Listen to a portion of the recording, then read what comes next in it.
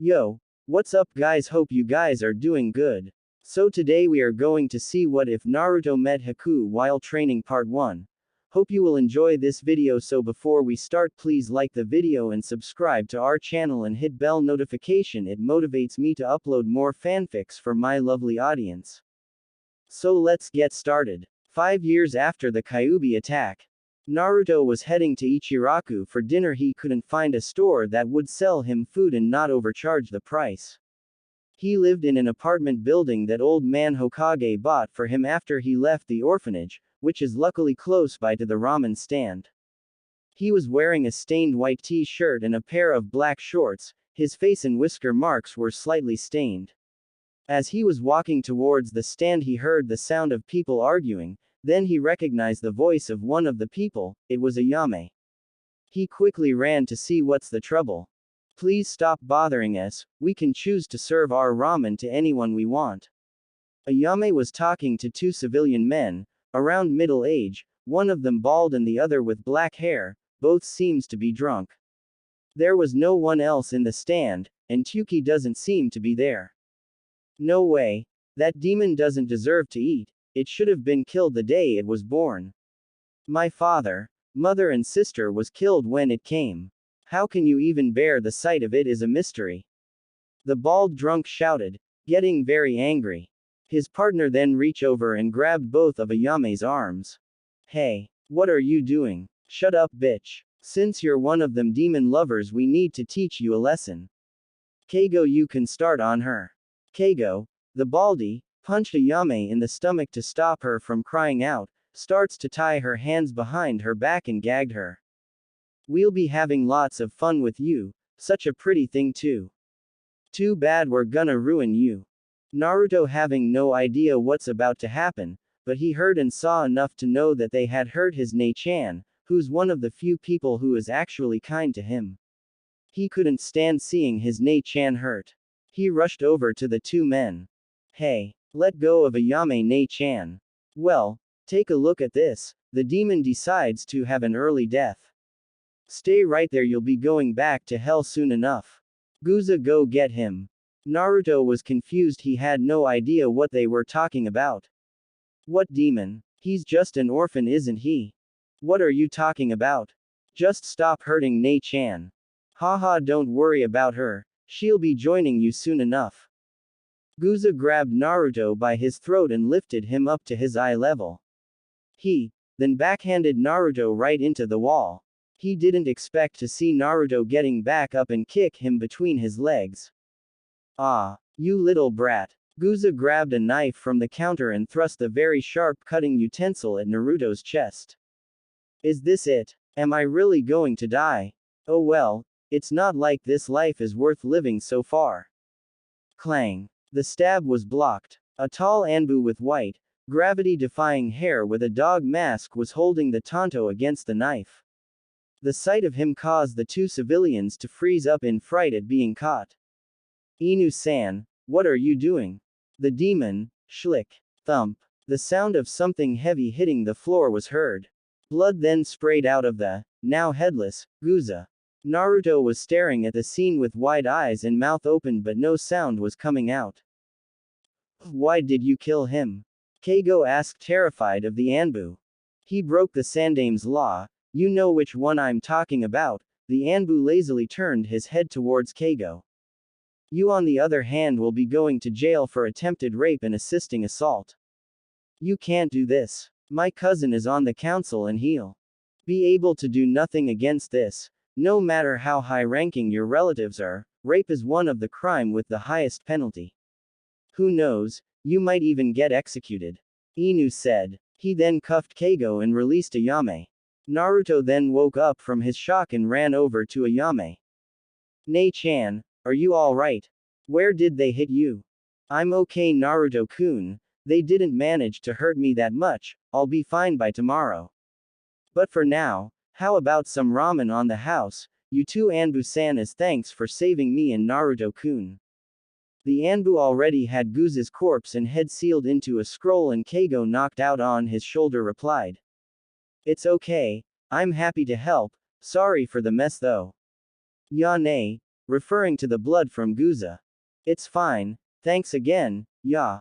Ayame turned back to Naruto to see him sitting on a stool with his head in his arms shaking slightly. Ayame cupped his face to see what's wrong and was surprised to see he was crying. Naruto-kun, what's wrong? Ayame asked, getting worried. She has never seen Naruto cried before, even when he fell off the stool and scraped his knee. I was too weak. When he was about to stab me, I wanted to die. I didn't think about what would happen to you if he killed me. I was too weak to stop them from hurting you. From now on, I'll get stronger. I saw ninjas training, I'll ask them to help me. You are one of the most important people to me, Ne-chan. I'll never let you get hurt again. Naruto looked at Ayame with determination written all over his face. Today's event had sparked a change in Naruto that will lead him to be a very serious and determined person in the future. Ayame was very touched that Naruto considered her to be one of his important people. She hugged him tightly while stroking his spiky hair. It's okay, Naruto-kun, everything will turn out fine, my Ototo. The last part of Ayame's sentence caused Naruto's eyes to widen before becoming blurred with tears falling down. The next day, Naruto headed towards the Hokage Tower to ask the old man some questions about what happened yesterday. He walked up to the assistant that's sitting in front of a desk outside the Hokage's office. Mia-san, I need to see the old man, is he busy? Mia, the assistant, is a shinobi, so she is not prejudiced like most of the civilians. She can tell the difference between the container and the contained.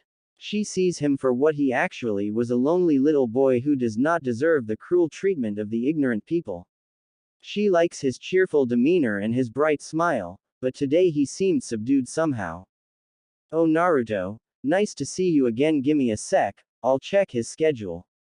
No peas free, go right in.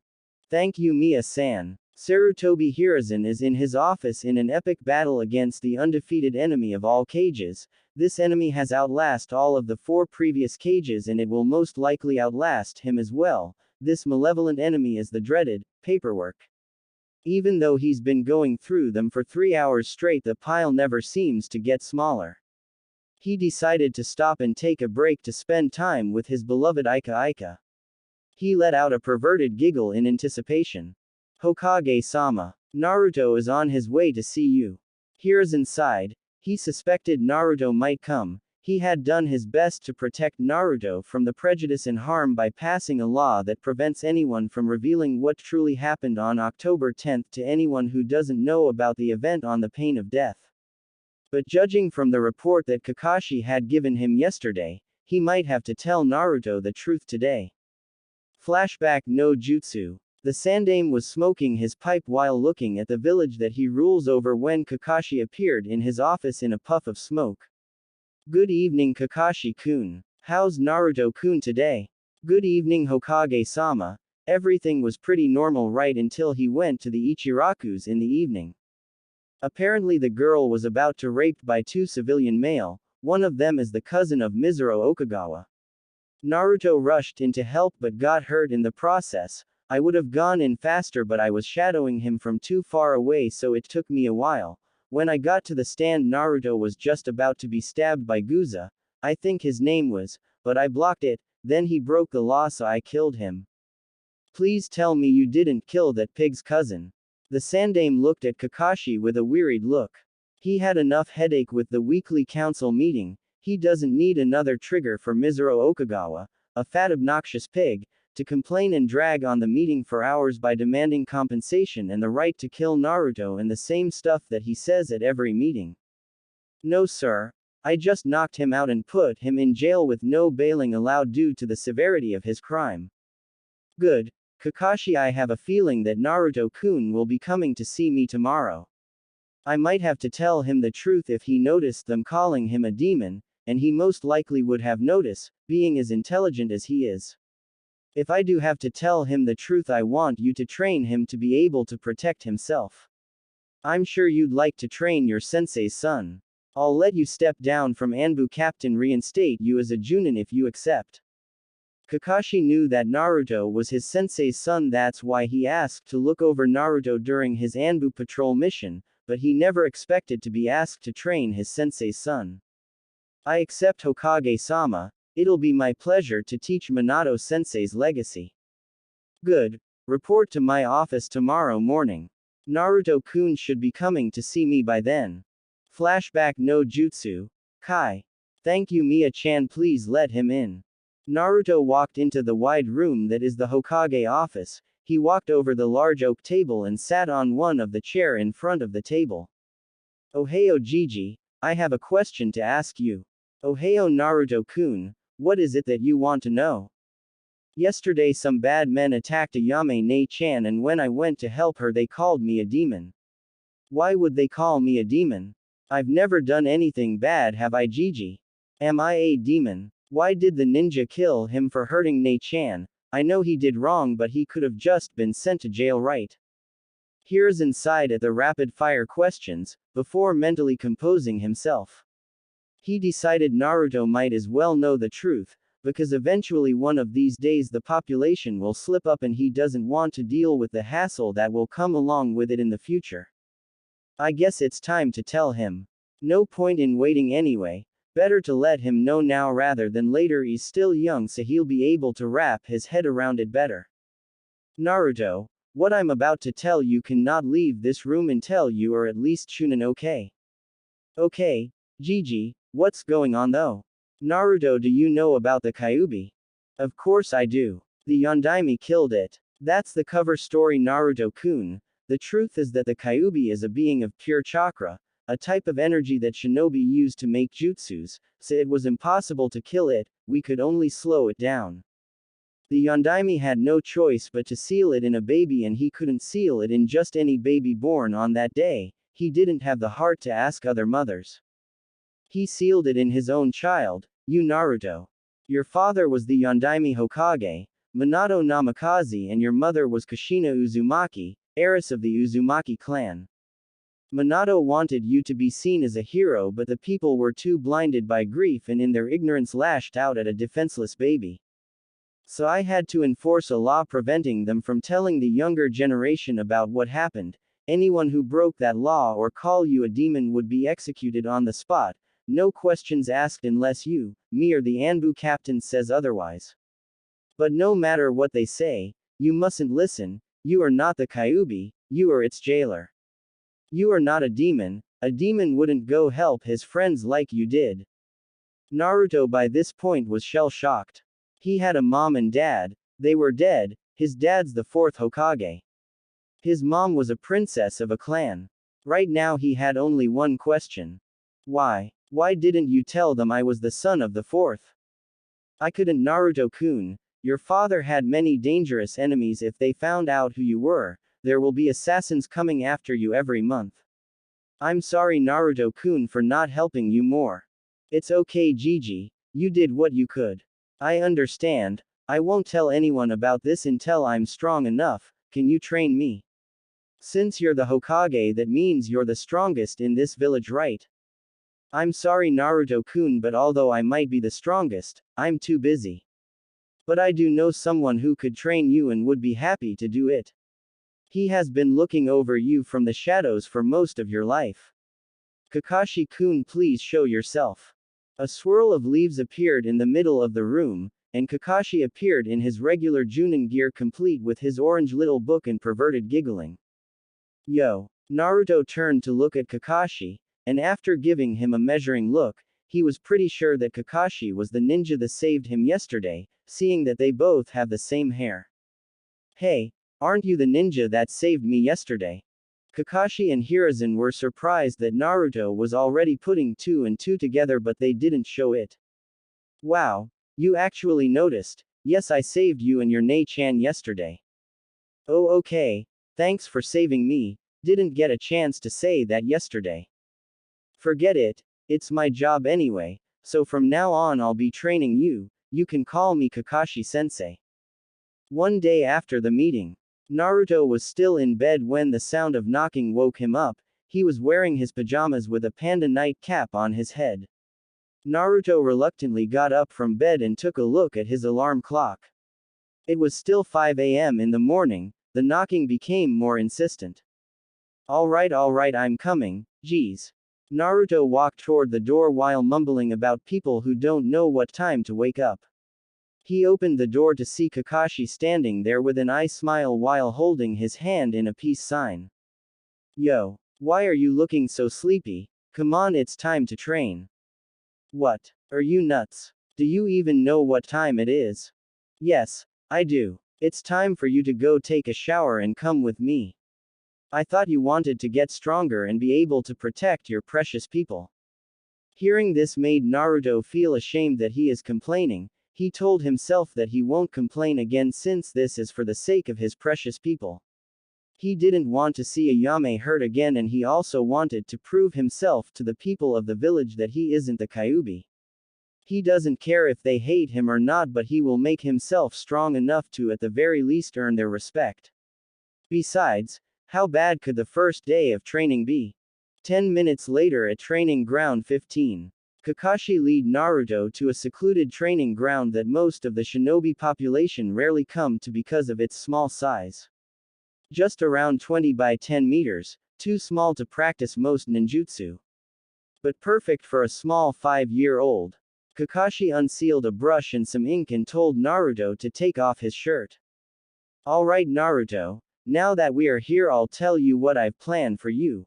I'll whipping physically into shape because right now you don't look like you have a lot of strength. After I think you are fit enough I'll take you to train with one of my friends, he's a taijutsu specialist, the best in Konoha. Now I'm going to put a gravity seal on you, it will make gravity increase on your body. This will help your body get stronger and more resilient. When you want to deactivate it, you have to do is say, gravity seal release. Said Kakashi, while preparing to draw the seal. What he didn't tell Naruto is that the seal will be using the user's own chakra to keep it active. That's why the seal is only used by Chunins and Junins only, since most of the ninjas of that rank have enough chakra to keep it active. But Naruto already has a lot of chakra for his age already due to his chakra keeping the fox's Yuki at bay since the minute it was sealed. So the seal won't really have any effect on Naruto's chakra reserves, which is right now slightly larger than Kakashi's own chakra reserve. Kakashi then drew a seal on Naruto's chest above the heart, and added a small his chakra into the seal to activate it. The ink glowed before contract on itself in the kanji for the number 1. Naruto promptly collapsed to the ground due to the sudden increase in weight. What the heck is this, Kakashi-sensei? I thought we are gonna start of easy or something. Why does this feel like you put a ton of rock on my body? Asked Naruto while trying to pick himself up. Now Naruto, keep reminding yourself why you are doing this and you'll find the strength to do the training. Okay, I want you to walk around and stretch your muscles to get used to the weight, then I want you to June 5th laps, and do 20 push-ups, 30 sit-ups and have 10 minutes rest and start all over again. You'll keep doing this until it's 10 o'clock, then we'll go get some breakfast, my treat. How does that sound? Asked Kakashi. As long as you're paying, I couldn't buy food anywhere without anyone overcharging me, and most restaurants won't even let me in because of the fox, muttered Naruto. Kakashi mentally winced at his slip-up. He had forgotten that Naruto is still sensitive about being mistreated by the village. Then he realized that there's one place that could cheer Naruto up. How about I take you to Ichiraku's? Kakashi asked, smirking mentally as he could already see the small boy's reaction. Yes. Okay, you got yourself a deal, shouted Naruto, pumping his fist in the air. Good, now get going. So while Naruto was adjusting to his new gravity seal, Kakashi was sitting down and leaning his back on a tree while reading his limited platinum edition Ika Ika, the Naughty Doctor. An imaginary fortune cookie to anyone that guessed who's the doctor. And every so often Naruto would hear perverted giggles coming from his sensei. Naruto managed to completed the regimen that Kakashi set for him 4 times before collapsing. Oi Kakashi-sensei, that's it, I'm done. Too tired to go on. Naruto panted out. His forehead was covered in sweat and his shirt was soaked. His body was trembling, as if even the mere effort of standing up was too much for the body to endure. Oh, you're done already, Naruto. Alright, it's fine, it's almost 10 a.m. anyway. Can you walk or do you need me to carry you to the stand? Asked Kakashi, even though it's obvious that Naruto could barely stand, let alone walk. But Kakashi wanted to see if Naruto is too prideful to ask for help or humble enough to ask for it. I'm not sure. Let me try walking first. If I fall, then you can carry me, because I don't think I have enough strength left to pick myself up if I fall down, replied Naruto. Sure. Kakashi smiled at Naruto. He was pleased that Naruto is a balanced person, enough pride to rely on himself first but humble enough to ask when his own strength is insufficient. Flashback no Jutsu. Kai. For the past 6 days Naruto has been doing nothing but going through the regimen over and over. On the third day Naruto could move easily again, surprising Kakashi since it took him almost 2 weeks to get used to it. He figured that it must to do to the fox constantly healing Naruto's strained muscle. Kakashi then added another seal right next to the first one, then he used his chakra to combine it into a level 2 gravity seal. This resulted in the familiar scene of the first day of training where Naruto wobbled around trying to get used to the now heavier gravity on his body.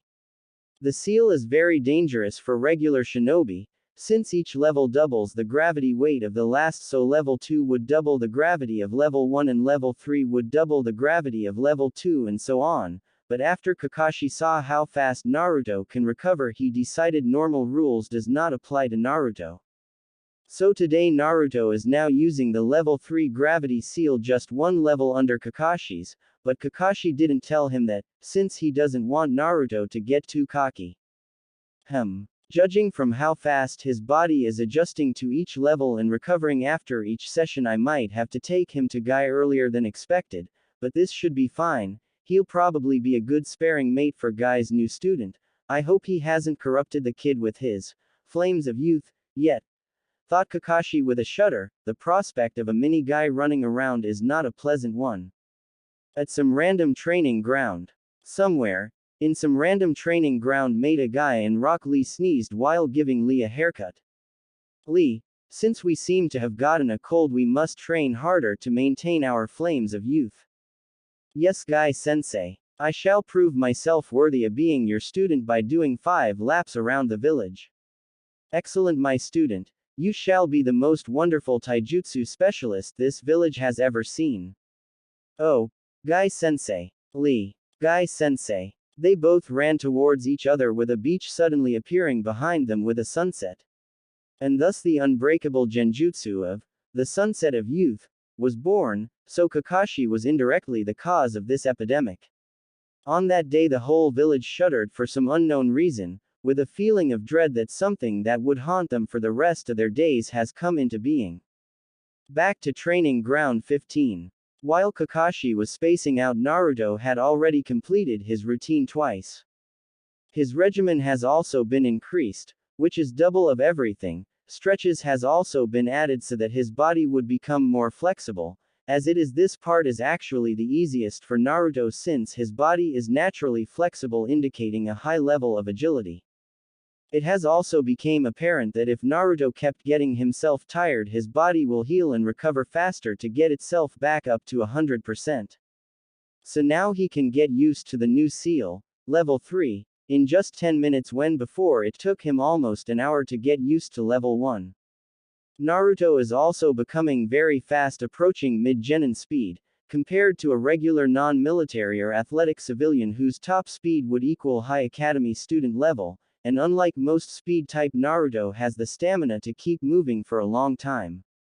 Most speed types usually move in short high speed bursts. Most can only maintain their speed for a few minutes, although this rule does not apply to speed type shinobi above high B rank, which are all Junins and some elite Shunins.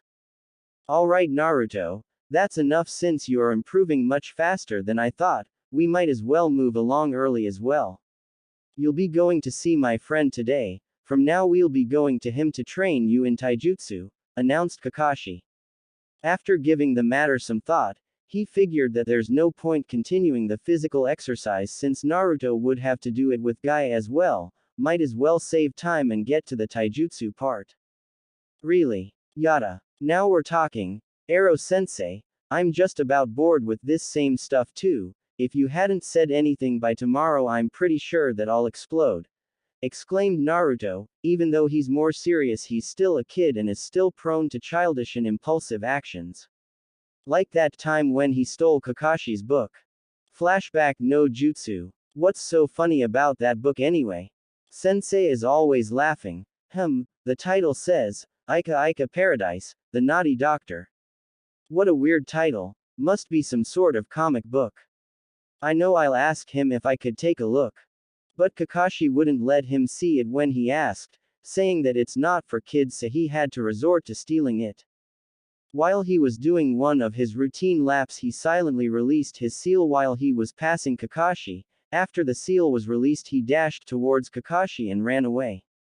Kakashi was so stunned that Naruto actually tried to take his book that it took a minute for his brain to restart and process what just happened. Oi! Give me back my precious. Gollum cough cough, Kakashi must have his precious. Shouted Kakashi while running in a random direction since he did not see which direction Naruto ran away to. Naruto, who was hiding behind a tree not too far from the training, sweat dropped when he heard Kakashi yell.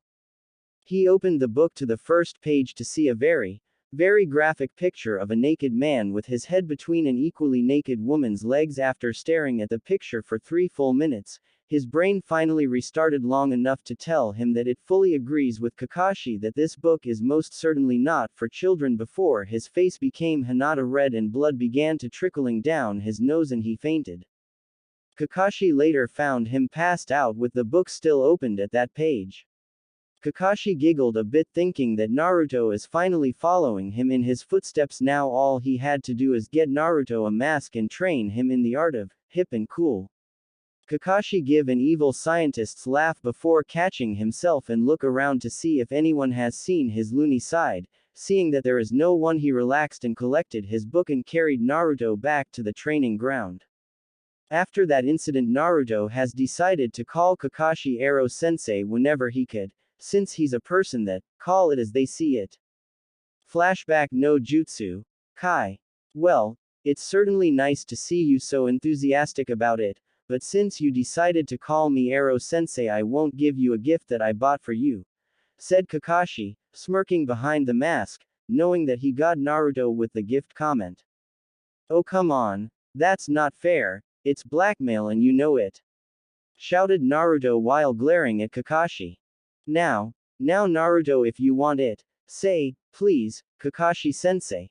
Or I'll just have to give it to some other random children, teased Kakashi. Alright, please Kakashi-sensei, muttered Naruto, knowing that he'll just have to humor Kakashi until he got the gift, then he can back to calling him a pervert again. Here you go, said Kakashi. He threw a black object over to Naruto. The object is a black face mask like Kakashi's. Naruto looked at Kakashi with wide and glistening eyes. He couldn't believe that his sensei actually got him something that would show that they have a common trait, even if it's just clothing. Thank you Kakashi-sensei, shouted Naruto while running towards his sensei and hugging him tight with tears falling out of his eyes. Kakashi, while slightly surprised, expected something like this to happen since very few people have bought gifts for Naruto. The list of people can be counted on one hand. Ayame, Tuki, the Sandaime Hokage, and now him. Kakashi hugged Naruto back while ruffling his hair. It's okay Naruto. Now I have one condition though. When you wear this, you'll have to act like me when you see one of my friends, the one that you'll be going to see actually. Just watch me and notice how I act, and if his students act like him, just act like me. You are going to help me play a prank on him. Kakashi told Naruto, while Naruto just nodded, still overcome with emotion to speak, and put the mask on. Now the whisker marks in his nose are covered and only his eyes and his hair can be seen. Now you look almost like me. Kakashi I smiled at Naruto. Follow me my disciple, we are going to see my so-called rival. Hey, that rhymes. Hearing that caused Naruto to chuckle a bit. Ero-sensei, you don't have the skills to be a poet. Just stick to being a ninja. You're right. Oh, never mind, let's go see Guy. He has a student as well, so maybe from now on you both can train together. Oh, and a word of warning, Guy is a little eccentric. At training ground 10. Thwack, thwack, thwack, thwack, thwack, thwack. The sound of flesh hitting wood could be heard throughout the training ground as Rock Lee and Meta Guy trained themselves. This is mostly for the mini guys. He has already been converted to the religion of youth. Poor kid benefits since his fist still isn't as resilient as his sensei's. At that point, two vague figures, one tall and one short, could be seen approaching the training. The tall figure is wearing standard Junin gear with a Hitai 8 on his forehead, holding his white gravity-defying hair up but slightly slanted covering his left eye and a mask covering his lower face below his eyes, and also gloves with the finger covers cut off with chakra-conducting metal reinforcing the back. Guess why chakra-conducting? He also appears to be reading an orange book. The shorter figure is wearing black t-shirt and black ninja shorts with a mask covering his face as well but no Hitai 8 to cover his slightly long blonde hair. He too is also holding an orange book. Both walked into the training ground and as if on cue both giggled perversely, causing the two green humanoids, oops, I meant green beast of Konoha, well, one is already the green beast, the other is a soon-to-be, to stop training and look at the newcomers. Guy, seeing his rival standing there with a child wearing the same as him, decided to greet them with his usual exuberant speech of youth. Ah, Kakashi, my rival, I see you have followed my example and have gotten yourself a student. I hope you have not infected him with your unyouthful hip attitude. Shouted Guy. And right on cue both Kakashi and Naruto looked up from their book, turned their heads toward Guy and Lee and said, "Huh, you said something. No. Curse you and your hip attitude, Kakashi. You have corrupted this poor boy's flames of youth. His flames are now tainted with hip and cool. You even have him reading that unyouthful book. But no matter, my beloved student, and I shall cleanse his flames," declared Guy with a clenched fist held out in front of him and green fire coming out of his eyes. Oh, Guy-sensei. Seriously, people when see this and saying it in your head, doesn't it seems a bit gay? Lee. Guy-sensei. Kakashi and Naruto looked at Guy and Lee running with their arms out toward each other. They are not aware of the danger as no one has seen the sunset of doom, cough, cough. I mean, youth, yet. So they both looked on as Guy and Lee crash into each other in a man-hug as a beach in sunset with waves crashing down on the shore appeared. Kakashi's eyes widened as he saw this, and Naruto was on the ground covering his eyes with his hands while screaming. Oh my Kami. My eyes, Kakashi-sensei, help me, it burns. Kakashi lifted his headband to use his Sharingan to dispel the genjutsu, but to his surprise and fear he cannot dispel it. Even when he put almost everything he had into dispelling, the genjutsu did not even waver. Is this the power of youth? No. Hip and cool shall prevail. I must find a way for me and Naruto to counter this. Thought Kakashi before he too succumbed to the power of the sunset of youth and fell to ground on his knees with his head bowed over. I'm sorry, Naruto. They are too powerful right now. We must combine our hip and cool to overcome this. Muttered Kakashi, while gritting his teeth. Come on, Naruto. Let's show the guys the true power of hip and coolness. Kakashi and Naruto dragged themselves up and stood side by side, and putting before their hand in their pockets and stood in a slightly slouched stance and seemed to be staring into the distance.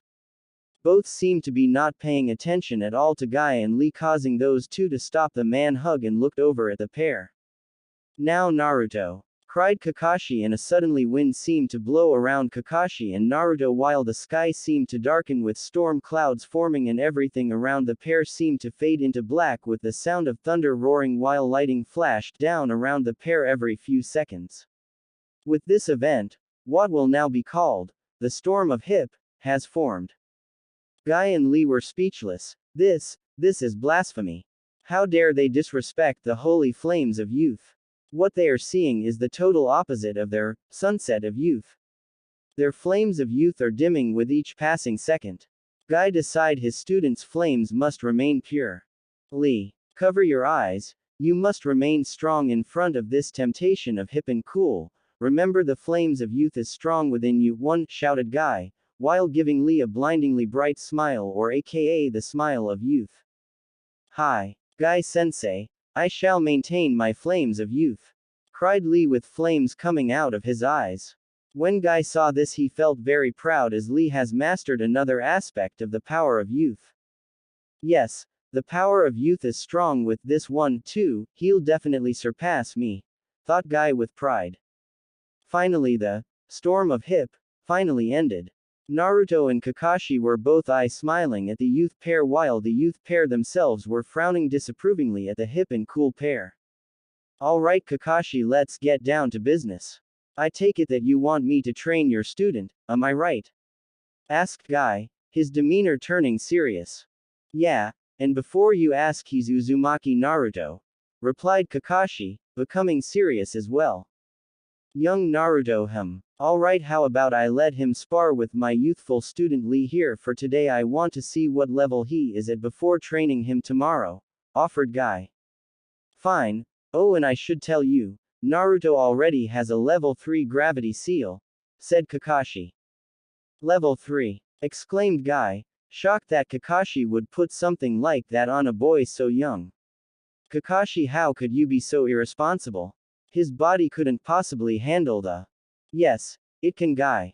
Don't get your jumpsuit in a bunch. His tenant can heal the strain, and in fact his body is actually becoming more resilient under the pressure of the seal. I've never seen anything like it. It's almost like the tenant is constantly making the damaged muscle stronger than before in order to be unaffected by the same strain, explained Kakashi. Really? In that case, I apologize for overreacting, my rival, said Guy. Don't mention it. Let's see the boys spar, said Kakashi. Yosh. Naruto-kun, let's test ourselves to see which of our belief is stronger, my flames of youth or your hip and cool, cried Lee. Huh? You said something, Lee? Asked Naruto, pretending not to have heard Lee. Arg. Curse your attitude. I've decided that from now on you shall be my rival to test my flames of youth, declared Lee. Both Guy and Kakashi were wiping tears from their eyes, proud of their creation of the next generation of the legendary rival. Seriously, Lee, does every sentence of yours have the word youth in them? Never mind, let's fight, said Naruto. Okay, since Naruto isn't trained in taijutsu yet, I want you to test him and lower yourself to his level. If you completely overpower him, he won't benefit from this match. You got that, Lee? Naruto is at most high genin level in terms of speed, and you are around mid chunin, so keep it safe, okay? Ordered Guy. Hi Guy-sensei. I shall do my best to kindle Naruto's flames of youth. If I cannot do that, I shall run 10 laps around Konoha, and if I cannot do that, I shall do 100 push-ups with a 100 kilogram weight on my back, and if I, shouted Lee.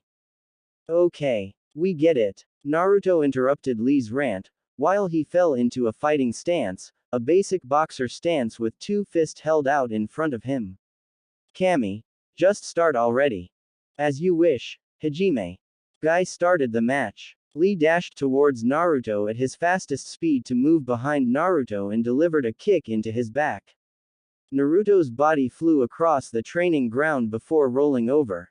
What the hell was that? I just saw a blur and then he reappeared behind me. His speed is insane.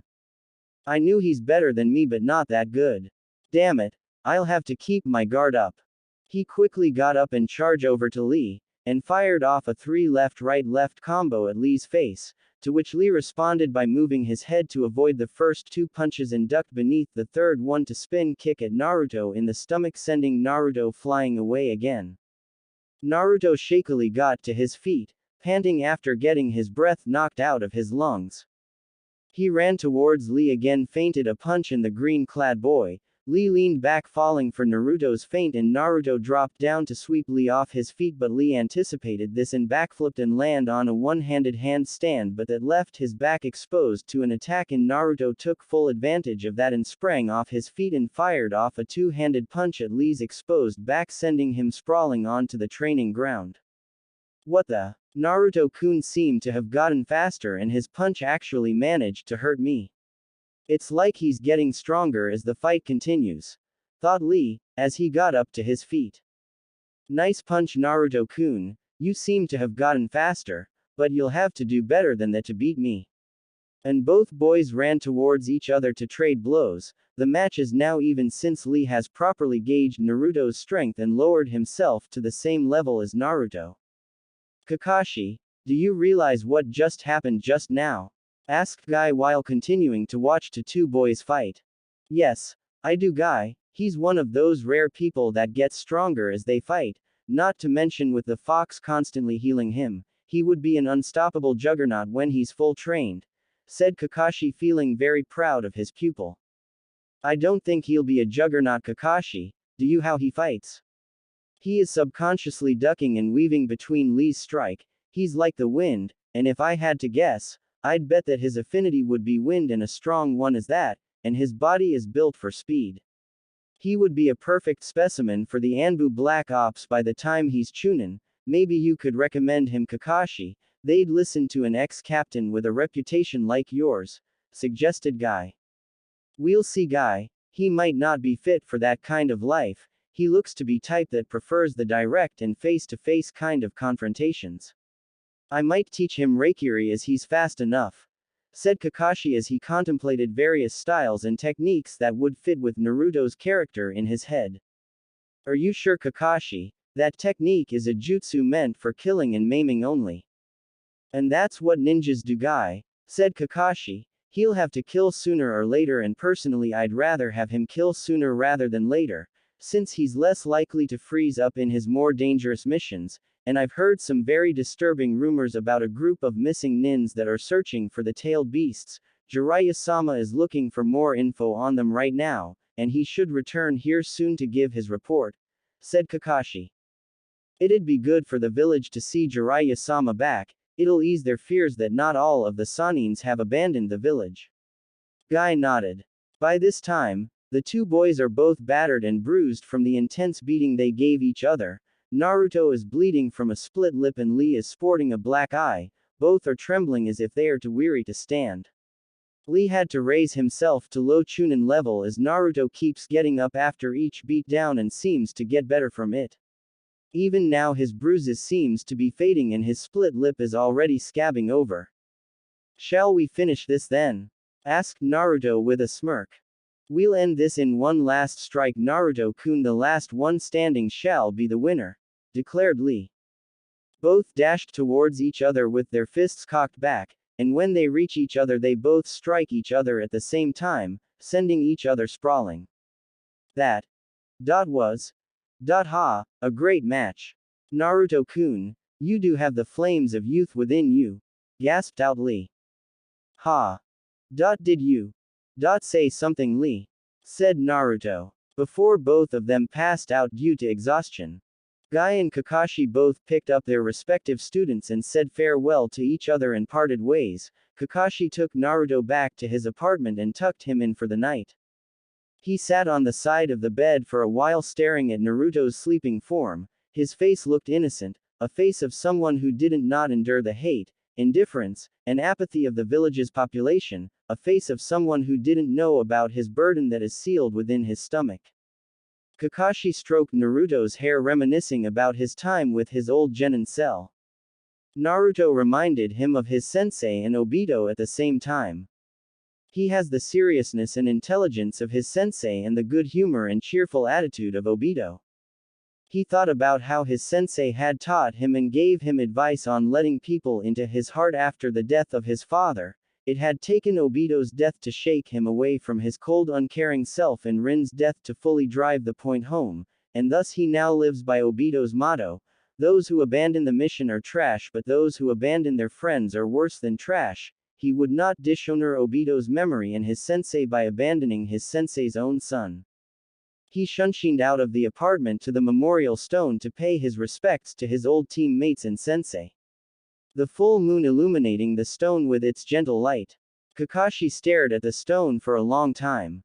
Don't worry, Minato-sensei, I'll keep him safe in your stead. I'll train him to love and protect Konoha just like you did, and if he's anything like you, he'll be a very great ninja.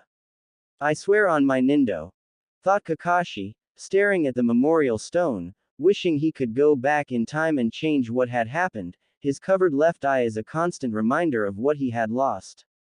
Later at the Hokage office, Sarutobi was still dealing with paperwork when a swirl of leaves appeared in the middle of his office before dispelling to reveal Kakashi. Ah, Kakashi-kun, I take it Naruto-kun is already asleep. Hi, Hokage-sama. Are you aware of what happened between Naruto and Guy's spar? Indeed, with his progress right now, Naruto-kun would be one of the strongest genin by the time he graduate, not to mention with the fox constantly rejuvenating his body, it'll be quite hard for anyone to beat him in a sparring match if he can match Lee blow for blow. That aside, what your plan for him after he finished his basic training with Guy?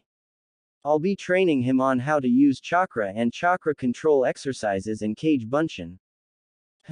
You're right, with his large chakra pool it shouldn't be a problem for him, alright, you have my approval. If you want to teach him Reikiri you might as well teach him Rasengan first since his father created it, he should have an easier time with it than the Reikiri since it's pure chakra manipulation. Reikiri requires lightning affinity and it combines both shape and elemental manipulation, so he'll have to learn it later. Teach him when he graduates, I'll make sure to put him of your team. Arigato Hokage-sama, I'm grateful that you'll put him under me when he graduates, but when would you enroll him? The academy starts in 3 months' time, you have that long to make sure he has good enough control of his chakra to do the academy 3s, good luck Kakashi, but I'm sure you won't need it. Arigato once again, Hokage-sama, he'll definitely be the top academy student by the time he graduates if me and Guy have anything to say, said Kakashi with conviction in his tone. Back at training ground 10. Kakashi, Guy, Naruto and Lee are all there at 6 a.m. in the morning after their morning jog of 5 laps around the village, stretches and warm-ups at 5 a.m., they are now ready for their first real training day together. Kakashi is wearing what he always wear with his favorite book. Naruto is wearing a dark navy blue shirt with black shinobi pants and black bandages covering his hands and ankles, his mask is also on. Lee and Guy, do I even have to tell you? Are both wearing their identical green jumpsuits with orange leg warmers. Yush, since we are all here, I shall announce what young Naruto-kun would be training in.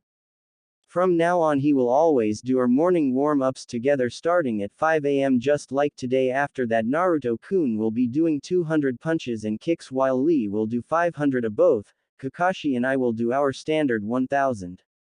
After that I will have Naruto try some of the hard fist taijutsu style basic katas to see if they fit him or not.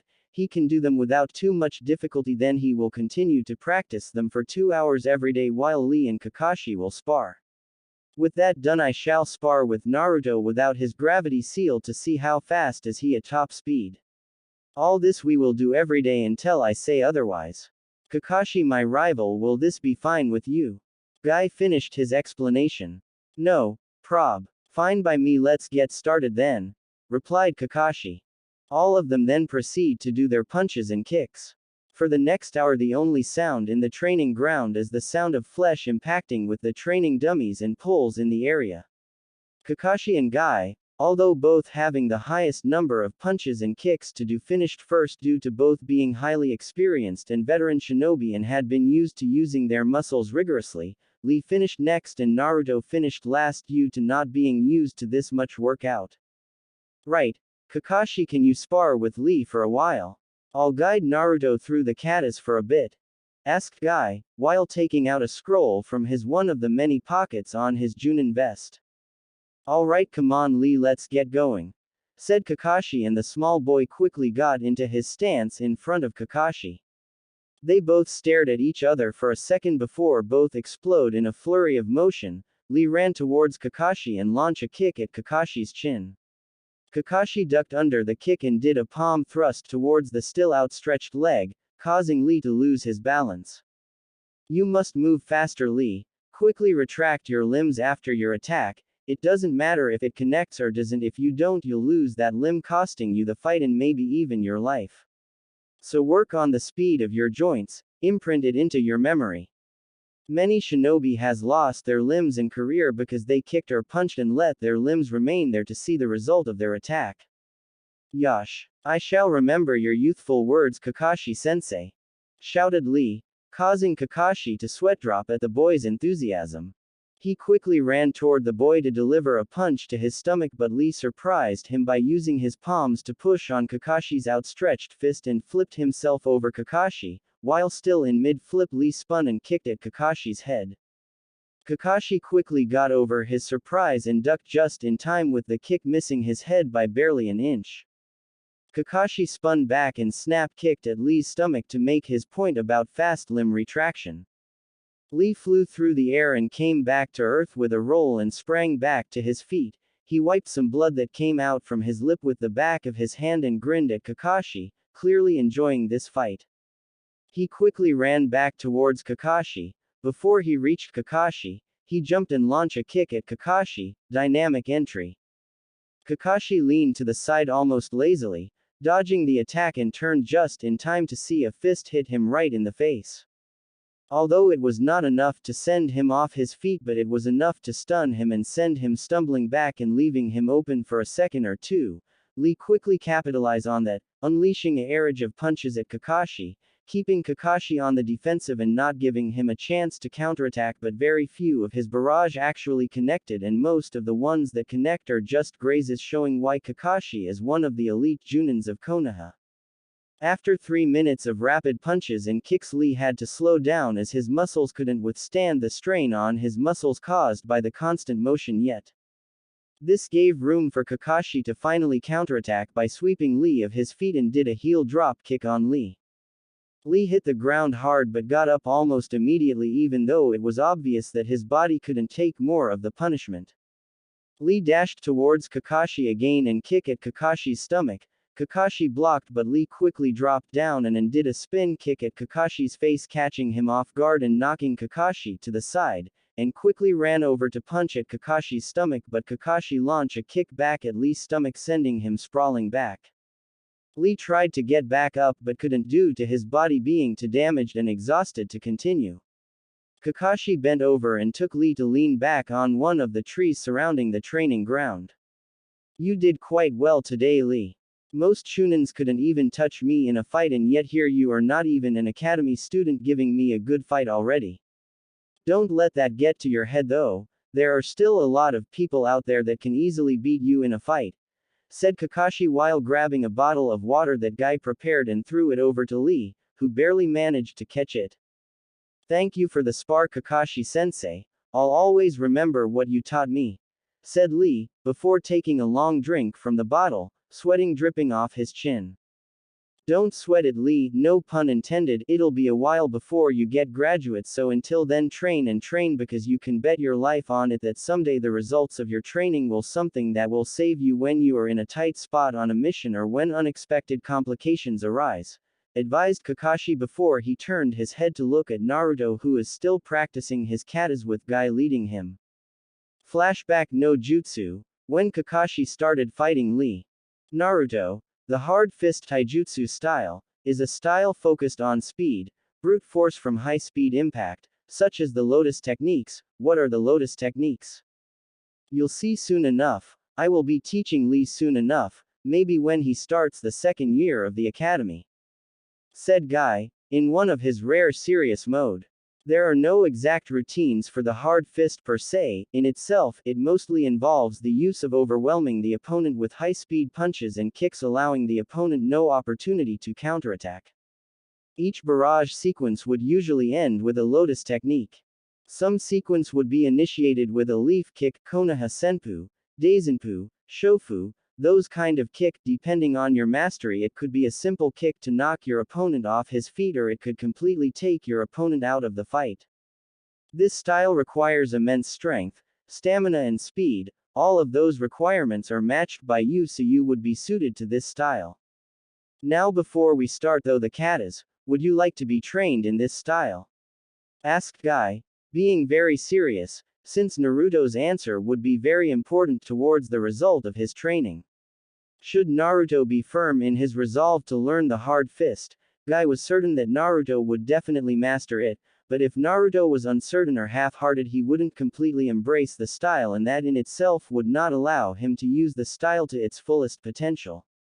Hi, Guy-sensei, I would be honored to be trained in the hard fist taijutsu style, said Naruto, looking up with determination and resolve as firm as steel. Then let's begin. The hard fist's advantage over other style is that it allows the user to compose its own sequence, so I want you to make up a few sequence and go through it. Remember, speed and strength is the key, advised Guy. Now I want you to come at me with the gravity seals turned off. I want you to do your best. I will only block and dodge. Your objective is to get 5 solid hits on me. Alright Guy-sensei, but I'm warning you, Kakashi-sensei said my speed is insane for an almost 6-year-old. I'll definitely do this, said Naruto before dropping his seal and dashed towards Guy at low chunin speed, and launch a torrent of punches at Guy's torso, which Guy promptly blocked or sidestepped. Naruto was not deterred. He quickly tried a leg sweep on Guy, causing Guy to jump over, but Naruto keeps spinning and launch a straight kick right at Guy's chin, sending Guy stumbling. That's not possible. This child has just done Konoha Shofu. How could he have learned that? Did Kakashi taught him? No. Judging from his body language when I explained the fundamentals of the style, he had no prior knowledge of it. That kick is purely instinctual. This kid is born for taijutsu, thought Guy in awe at Naruto's accomplishment, before returning his thoughts to the fight just in time to see Naruto's fist heading straight for his head. Guy quickly ducked and jumped back to gain some distance between him and Naruto. Naruto-kun, tell me, that kick just now, did you plan for that? Asked Guy, wanting to make sure if his theory was correct.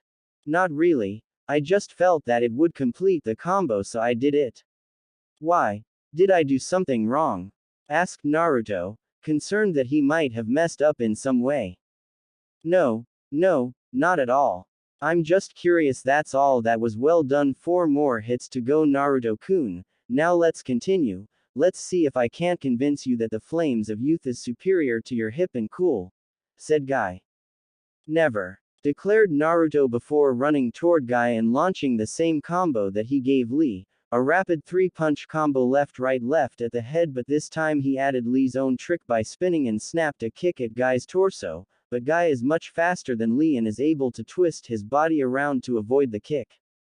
Good. Keep it up, Naruto-kun, encouraged Guy as he watched Naruto backed up to rest a bit. Naruto was starting to feel a slight strain in his muscle at this point. Looks like I'm starting to run on empty, all to go for broke on this one. Though Naruto before tensing himself and dashed towards Guy, running faster than when he started. He feinted a kick at Guy's head, which Guy blocked, but he kicked again, this time with more strength and speed than the feint, breaking through Guy's guard and connecting with a solid hit on Guy's head. Guy stumbled a bit, and Naruto quickly fired a barrage of punches, with 2 more connect to Guy's chest and stomach before recovered enough to block and dodge the rest. Excellent, Naruto-kun. Just 1 more hit to go. By this point Naruto was panting heavily, nearly out of energy. He prepared himself for one last attempt to hit his opponent, telling himself that he must complete his objective no matter what. His eyes subconsciously turned slightly red for an instant before returning to their normal cerulean color. Feeling his body suddenly revitalized, for some reason he disappeared from Guy's view for a second and reappeared in front of Guy in midair with his fist cocked back, before letting out the punch straight at Guy's cheek. He landed on his feet and grinned. I did it, he said, before his eyes rolled back and he fell unconscious. Flashback no jutsu. Kai.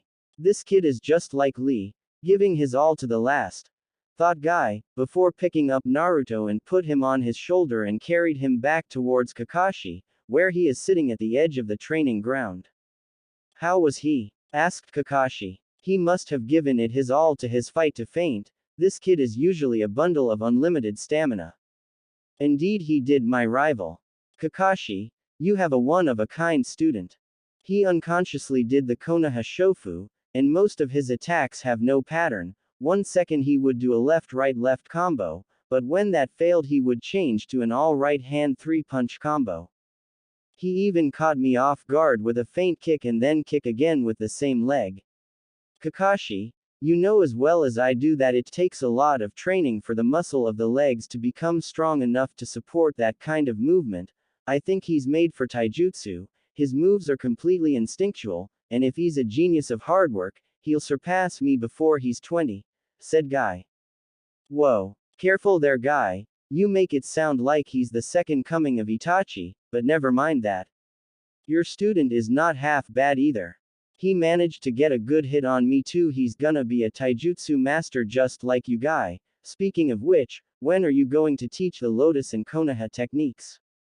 Asked Kakashi. Lee had fallen unconscious 10 minutes earlier due to exhaustion. As I told Naruto-kun before, I'll be teaching Lee the techniques during his second academy year. But it will be up to him to see how fast he masters the technique, said Guy.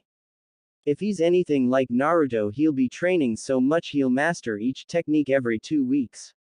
Kakashi chuckled. He could already envision the exuberant green-clad boy's enthusiastic shouts of joy as he learned each technique.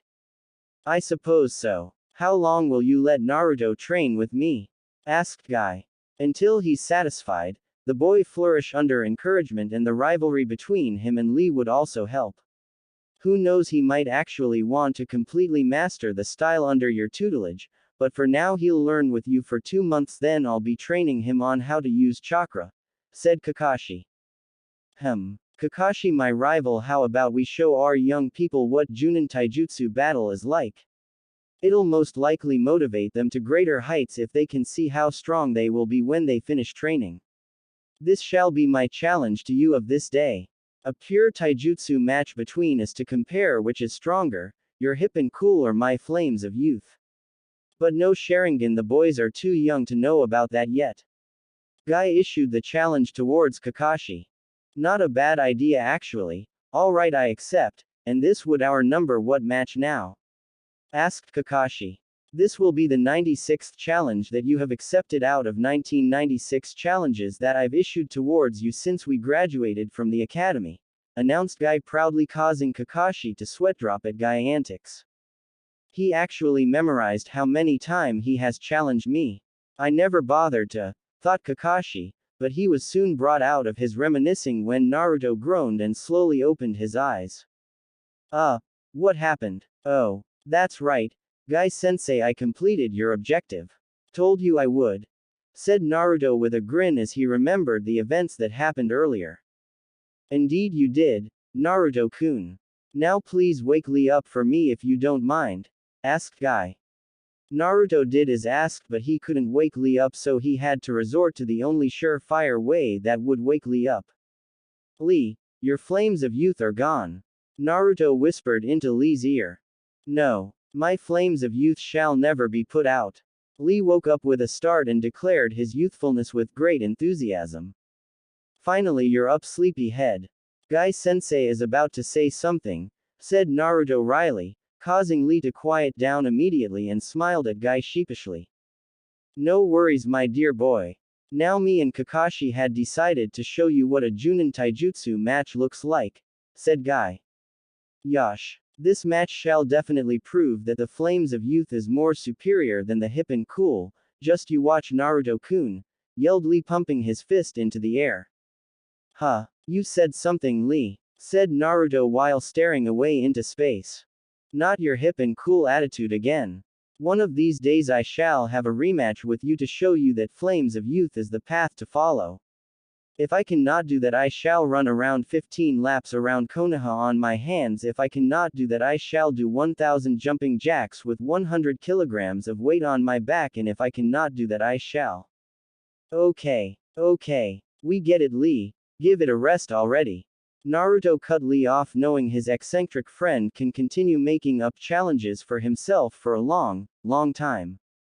Can we start already? Kakashi asked. Oops, sorry. I'll start the match then, said Naruto, walking over to the middle of the training ground to stand between the two Junins who are both already in their respective stances. You both ready? The two Junins nodded. All right then, Hajime. Naruto jumped back to stand next to Lee. Both stood looking at the Junins, who are both standing looking at each other for 3 long seconds. On the 4th second both just disappeared, to the 2 children that is, and reappeared in the middle of the training ground. Both start launching punches and kicks at each other so fast that to the 2 boys it was like seeing a blur of motion but nothing substantial. Suddenly they both heard the guy's voice shouting out, "Konoha senpu." After the shout, Kakashi could be seen sliding back with both arms crossed in front of him with smoke rising from them. Guy could be seen standing back in his stance. Kakashi dashed back towards Guy. This time Guy seemed to be pushed back and Kakashi ended his barrage with a cry. Konoha shofu. Guy was sent up into the air and Kakashi jumped after him, kicking him in the small of his back, sending him higher, and then he kicked Guy in the chin again, sending him even higher. He briefly opened the first gate before using Cage Buyu and reappear behind Guy to wrap Guy up in bandages that came out of his sleeves. He quickly grabbed Guy and flipped him down and spun quickly and let go an instant before hitting the ground and shut down his opened gate. The impact caused dust and smoke to come up, but when it cleared up Guy could not be seen. A shattered log was in his place. Kakashi looked around before tensing up and jumped back just in time to dodge Guy's heel drop, creating cracks in the training ground. Guy dashed towards Kakashi and launched attacks at Kakashi with mind-boggling speed, but Kakashi blocked most of his attacks and even managed to get back few shots of his own. Both of them jumped back before settling into the exact same stance and yelled, "Kaimon. Gate of opening. Kyumon. Gate of healing, rest. Seimon. Gate of life, Shoman. Gate of pain, Toman. Gate of closing, limit." Both began to exude an enormous amount of chakra and their skin turns red while their eyes became wide and without pupil. Both vanished, and this time both boys couldn't even see them. All they saw were color blurs and cracks in the ground to show that both Junins are still fighting. They could also feel shock waves and wind waves blasting towards them from the impact caused by the 2 Junins. After about 10 minutes of slugging it out between each other, both Junins reappeared at where they started and deactivated their gates before collapsing to their knees and palms. "Looks like it's a draw again, eh, Guy?" gasped out Kakashi. "Seems that way. That's our 10 draw, Kakashi. 8 wins for me and 6 for you," answer Guy. "Are you sure isn't it the other way around?" "Ah, whatever, it doesn't matter that much. Right now I need to go to the hospital," said Kakashi. "Sorry to be a bother to you kids, but could you take us there? We'll explain what happened in the fight to you after we healed." That evening, a rare sight of Kakashi and Guy, the legendary rival, being dragged along the street by 2 small boys was seen throughout Konoha as the 2 boys dragged their burden to the Konoha hospital, bickering the whole way about the difference in the flames of youth and hip and cool attitude. Well, more likely yelling in Naruto pretending he's not there. Time skip. 2 months after Kakashi and Guy's match. Training Ground 7. Naruto and Kakashi could be seen standing in the training ground. The past 2 months have caused a huge change to Naruto and Kakashi. Both are now as healthy and fit as anyone their respective age could be. The 2 months of intensive taijutsu training had polished his flagging taijutsu skills and put them up to top notch once again. He even improved his speed. For the physical appearances, Kakashi didn't change much, but he seems to be more relaxed, a stance of someone who is confident in his ability to deal with any threat should any appear.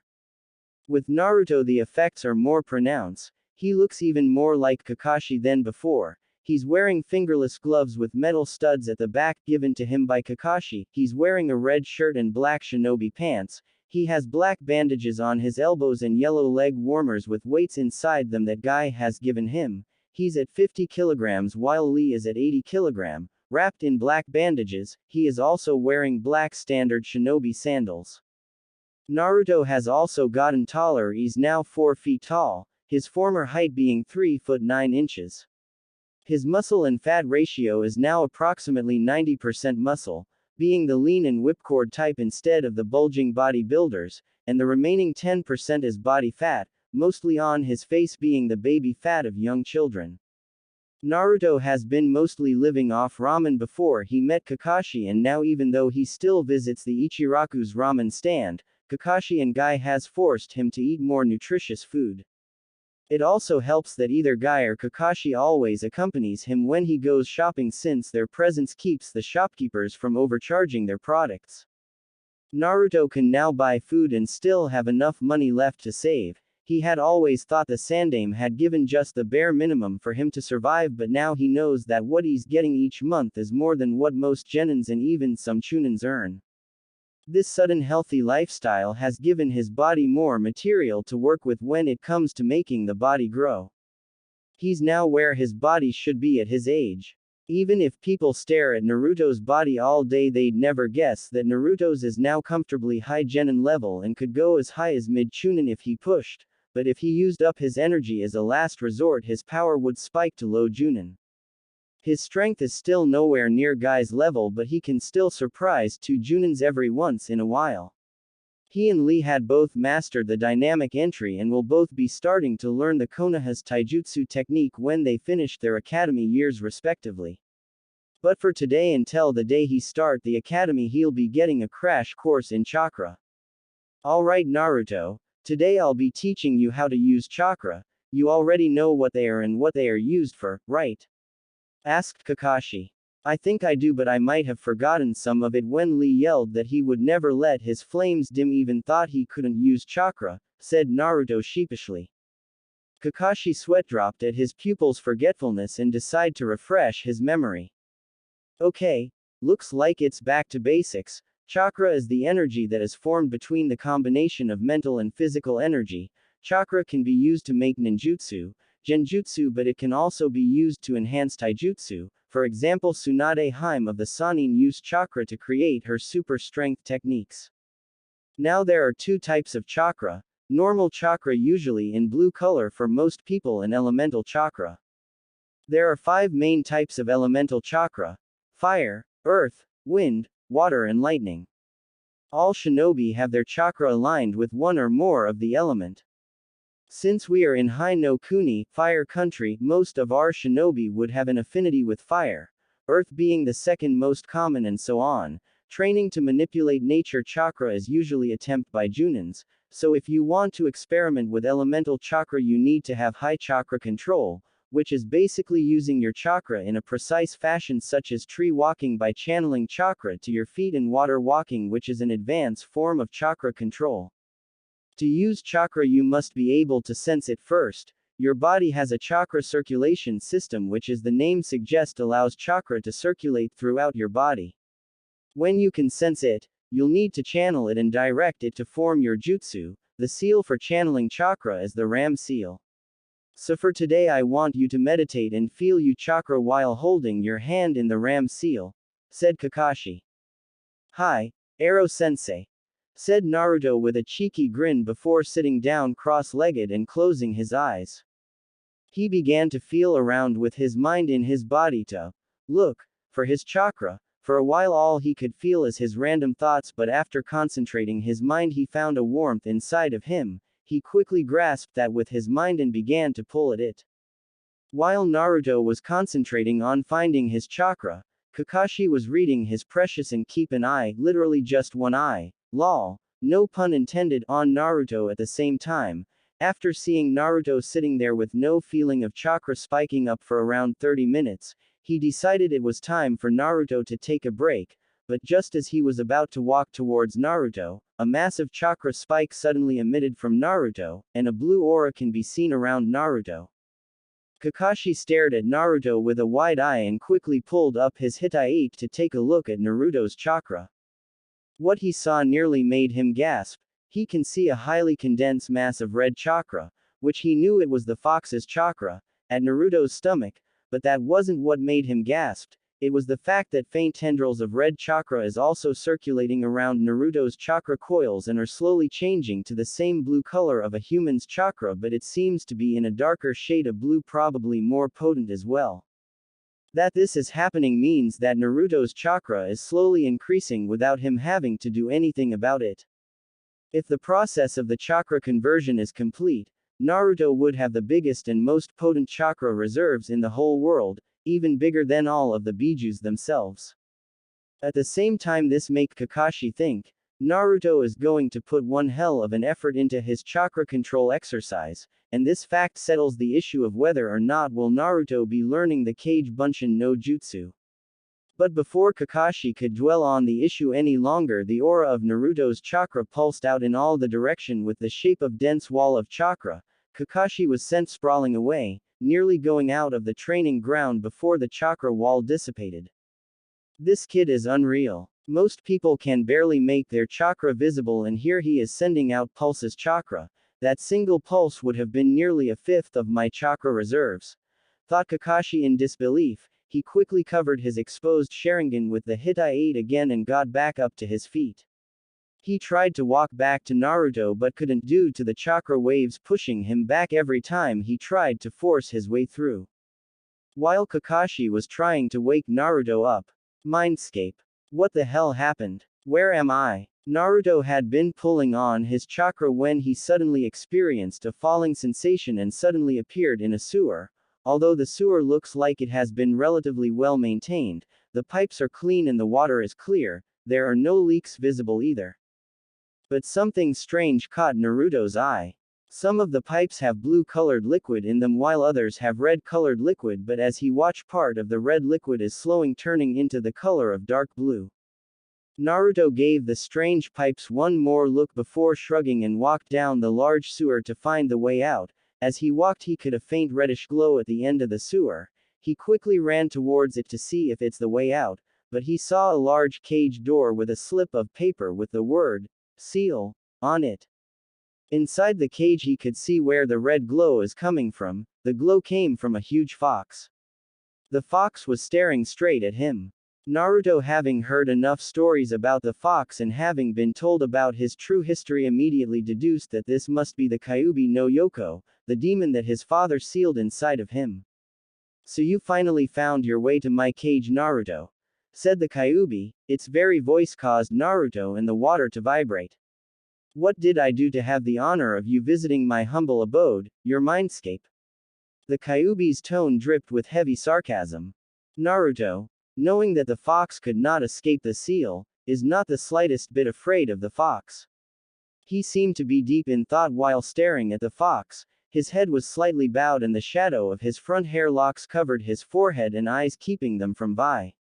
He was still and silent for a moment before opening his mouth to ask the fox the same question he asked the Sandaime months ago when he first learned about his true history. Why? Why, what ninja? Speak properly, or is my jailer too incompetent to form proper sentences? Taunted the fox, hoping to get a rise out of his container. Naruto did not respond. He mere asked his question again. Why did you attack the village? Ha ha ha ha. Why should I answer that, ninja? What could you possibly offer me in exchange for the answer? Kyuubi asked. Don't mess around with me. You caused this mess. You made the first 5 years of my life hell. Now tell me, why did you attack the village? Naruto screamed at the Kyuubi with rage. Kyuubi chuckled gleefully, fully expecting his chakra to start influencing Naruto, allowing him control of Naruto's body. But something is wrong. His chakra is not moving like it should. Instead, it's Naruto's dark blue chakra that is starting to leak out of the pipes and move toward the cage. Naruto stared at the Kyuubi with an expression that should not be on any child's face, an expression of pure hatred and loathing, as this creature was the reason that he had to grow up without knowing his parents. This creature was the reason everyone hated him. He wished more than anything to see this creature destroyed in vengeance for his father and mother. His chakra responded to his subconscious control, slowly moving towards the fox in the shape of tendrils. What is this? How can your chakra come into my cage? Tell me, ninja. The fox shouted. But Naruto did not respond. He was lost in his hatred. A tendril of chakra came in contact with the Kyuubi and it can feel its chakra leaving its body. This sent the Kyuubi into a rage. How dare you take my chakra? You impudent mortal. I am the Kyuubi no Yoko, the strongest of the tailed beasts. IWHO have more power than all the tailed beasts together combine. The Kyuubi yelled at a tremendous volume, causing the sewer to shake and the water to splash around. The shockwave from its speech sent Naruto falling to his rear, bringing him back to himself and let his rage fade away. Naruto got back up to his feet and stared straight at the fox's eyes, his eyes dull and his face devoid of any emotion, and said, "Tell me why, or I'll end you right here, right now." Kyuubi was slightly unnerved at the small boy's expression, but it was not afraid of the boy's threat. Even if the boy managed to fully drain his chakra, it would still take months, given the speed of the draining that just happened, for the body to fully drain its chakra. The fox decided he might as well humor the child since he had nothing better to do and the child would be his only companion until either he gets free or he dies. "I will tell you, Ninjin, but not because of your puny threat. You are too weak to harm one such as myself as you are right now. I will tell you because I have nothing better to do and you shall be my source of entertainment. I was controlled by a man with that accursed bloodline." "Which bloodline? And who?" asked Naruto, still in his emotionless state of mind but has gained a little bit of his personality back. Silence. "Do you wish to hear the reason or not? As I was saying, I was controlled and set upon your pathetic village to serve as a distraction for that man's plan. He is the one I hate more than anything else in this world. He is the reason your father trapped me in your pathetic body. I will escape from you one day and I will get my revenge on him." The fox ended its story and settled down on its belly and resumed staring at Naruto. "Now that you have heard my story, what shall you do, him?" the fox asked with sarcasm. "Then it wasn't your fault," whispered Naruto. "You were just as much a victim as I am. If what you say is true, I'll help you get your revenge on him since we are both victims of his manipulations. You suffer from captivity in my stomach and I suffer from having you inside of me. Tell me who he is, I'll help you get your revenge from him." The fox scoffed at him before saying, "As if you can do anything to him with the way you are now. Get stronger and we'll talk again, now leave me." The fox expelled Naruto from the mindscape. Naruto's mind returned to his body to find himself slumped over still in his cross-legged position. He looked around for Kakashi just in time to see Kakashi running towards him. "Naruto. What happened? You were meditating and suddenly you were expelling chakra out in waves for almost 20 minutes. Asked Kakashi in a slightly frantic tone. "What do you mean chakra wave? All I remembered was that I was trying to pull on my chakra, then I was pulled into my mindscape and I met the fox," and Naruto suddenly stopped when he remembered his reaction. He suddenly sat down and buried his head into his hands. "Naruto. What's wrong? Did the fox do something to you?" asked Kakashi, concerned that something might have happened. "No, Kakashi-sensei, it wasn't him, it was me. I was so angry, I hated him so much right then that I wanted to kill him. I wanted to tear him apart and erase every last bit of him to make it like he had never existed. I'm afraid, Kakashi-sensei," said Naruto, his head still buried in his palms. "Of the Kyuubi?" asked Kakashi, confused. "No, not the Kyuubi, me. If I can feel that much rage, then I'm not safe to be around. What if I hurt somebody by accident? What if I kill them? I'm a monster. The villagers are right, I am a Kakashi quickly bent down and hugged Naruto. He did not want Naruto to finish that sentence, sensing that it would be of the things that Naruto would regret doing for the rest of his life. "Don't finish that sentence, Naruto. Don't you dare finish that sentence. You are not what those ignorant villagers say. You are a perfectly normal human being. That rage that you felt towards the Kyuubi is justified. I would be angry too if I met the murderer of my parents," said Kakashi. "Now forget about what happened and let's get back to learning on how to use your chakra, alright?" "Okay, Kakashi-sensei, I swear that I'll get stronger, I'll become the strongest that I can be, and I won't go back on my word. That will be my ninja way. A promise is a promise," said Naruto, his face adopting his same serious expression as before, determination blazing in his eyes. "That's the spirit. Now that you are back to your old self, let's get back to training," said Kakashi with an eye smile, glad that his student has returned back to normal, even if it's just for the moment. Kakashi let Naruto meditate again, and this time Naruto could draw up his chakra with no problems.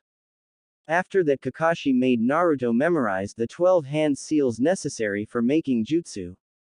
Naruto practiced the hand seals for over half an hour before he was sure that he can do them in his sleep. Then Kakashi made him do the Academy 3. He can do the Kawarimi no Jutsu and Henge no Jutsu with little to no problem after several tries, showing that he is a natural in grasping the concepts on how to form and use each jutsu. But as expected, he couldn't properly do the clone jutsu. No matter how much chakra he tried to put in, the clone would always come out looking like a Naruto that didn't eat for a week. Kakashi took pity on him and told him the reason why he couldn't do the jutsu. Naruto was understandably angry at Kakashi for making him waste his time doing a jutsu that he obviously knew Naruto couldn't do. Kakashi told him that he'll have to do another type of clone jutsu, but this type of clone would be dangerous for anyone else that is underneath the rank of Junin, since this clone jutsu is a B-ranked jutsu called the Kage Bunshin no Jutsu. This clone jutsu involves splitting a part of the user's chakra to make a physical clone, one that can do physical activities and use jutsu as well. Most people did not attempt this jutsu because they did not have enough chakra. Right now the only known user of the shadow clone jutsu that are still alive are the Sandaime, Itachi Uchiha and Kakashi himself. It took Naruto almost a full hour to master the jutsu, and he managed to get a Taju Kage Bunshin no Jutsu on his first successive try. After finally completing the jutsu, Naruto yelled out in joy before passing out, causing Kakashi to smile wryly at his pupil's tendency to go over the top. His student passing out after training is becoming a frequent sight. He carried his pupil back to his apartment and tucked him in before getting hit with a sense of déjà vu. This was exactly like when he carried Naruto back from his fight with Lee 2 months ago. This made Kakashi realize that he hadn't been to visit the memorial stone as often as before he met Naruto. He gave a start as he realized Naruto is now a very important person to him. He had somehow bonded with the boy and see him as a little brother that he never had. He gave the kid's hair a ruffle before shunshining to the Hokage's office to give his monthly report on Naruto and training. Hokage's office. Sarutobi Hiruzen is having a rest. He had a rare event, finished his paperwork for a day and is now enjoying his pipe and Ika Anbu affair, that is hidden in a locked drawer under his desk. He had barely read 3 pages before Kakashi appeared in his office. He sighed seeing that his quality time with his Ika would have to wait. Good evening Kakashi-kun, so what's there to report this month? Asked Hiruzen. Well, the last 29 days were pretty similar to one another. He trained himself to exhaustion with Lee and Guy every day. I swear those two are the only ones capable of matching him in stamina.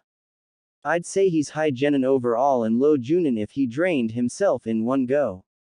But the most interesting event happened today. I gave him an Academy standard lecture on chakra and told him to meditate and reach for it.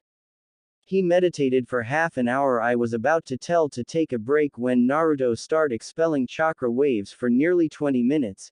Each wave I'd say would drain an average chunin dry if they tried to expel their chakra like that. I think he expelled nearly 400 waves and he didn't feel any effects. I took a look at his chakra network with the Sharingan and I saw that the seal was converting the Kyuubi's chakra and giving it to Naruto, but it was dark blue and seems to be more potent.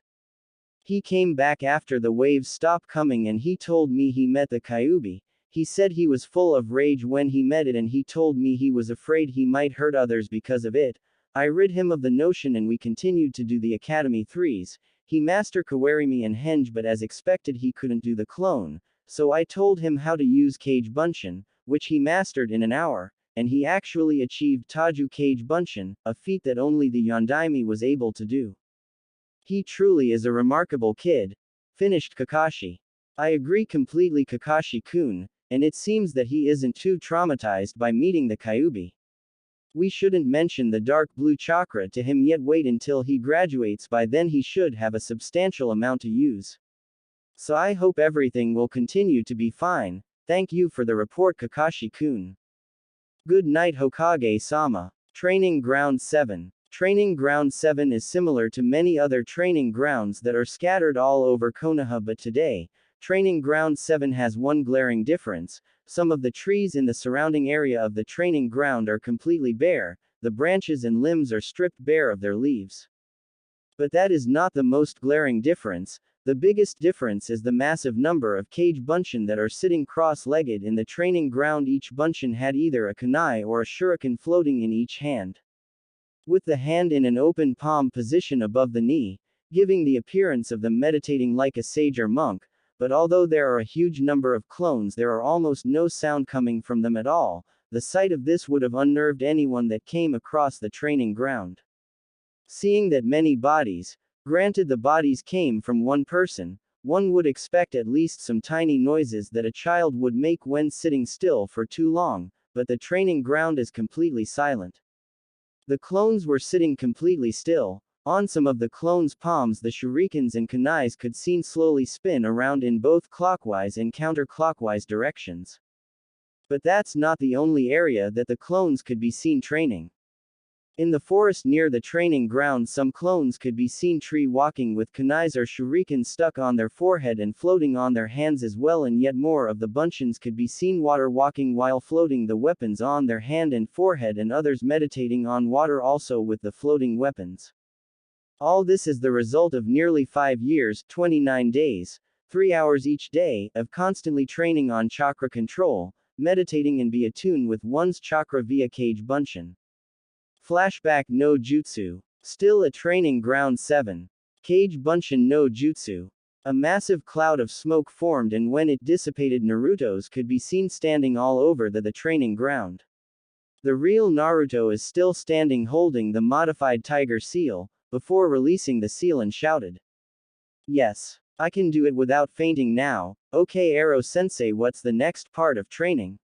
shouted Naruto exuberantly, still feeling the glow of his accomplishment. "Calm down, Naruto, the best part is coming. Your next phase of training is meditating," said Kakashi with his head tilted and his face had an eye smile on it.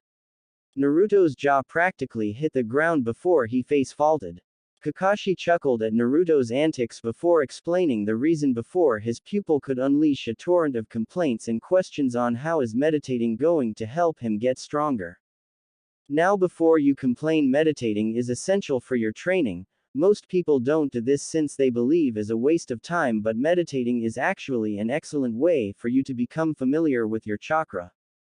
This goes doubly for you since you have the largest chakra reserves that I've ever seen, meaning that your chakra control will take a lot of work to make it even average. Right now your chakra control is at D rank or low genin, so you will have your work cut out for you. Meditating will help you grasp your chakra faster, since your body will be completely still, allowing you to concentrate on your chakra. With this you can attune yourself to the flow of chakra, and if you can merge yourself deeply enough, it is said that you can perform jutsu without the need for hand seals and still get the same result," said Kakashi. Naruto nodded his head in understanding, sheepishly scratching the back of his head, slightly ashamed that he was about to complain. He should have known that Kakashi would have a good reason for why he would have to do this. He quickly sat down and began to start to meditate, but Kakashi told him to wait. "Hold your horses, Tiger. There's a reason I told you to make this many shadow clones in the first place. Do you know why Kage Bunshin is a kinjutsu? Not because of the large chakra requirement, but it's secret," asked Kakashi, not really expecting Naruto to correctly answer the question. "Well, I'm not sure, I haven't really noticed anything about it besides it being a physical clone. Hang on, I remembered seeing you from different angles when I made the clone and I never remembered turning to watch you in that direction. Could it be that I can remember what the clone saw?" asked Naruto, remembering a strange feature of the jutsu. Hey, I should have known that he would notice, he is Sensei's son after all. This kid really is amazing, at this rate he'll be the next Itachi for sure, thought Kakashi. Almost completely right. Kage Bunshin returns whatever it learns back to the user when it is destroyed or dispelled, so when your Kage Bunshin reads something you'll learn it as well when it dispels, but it won't become a permanent thing. If you forget what the Bunshin learned you'll have to learn it again, but I don't think you are the forgetful type, so don't worry about that too much. Now here's the other feature that make Kage Bunshin a kinjutsu. It helps with chakra training since chakra is part mental energy. When the bunshin is dispelled, the mental part of the chakra comes back, but not the physical part since that part is dispelled, so making clones do taijutsu training won't help unless you want to have muscle memory on your style, since muscle memory is mental. Now imagine 10 clones doing chakra controlling exercise for an hour and then they dispel, what would happen?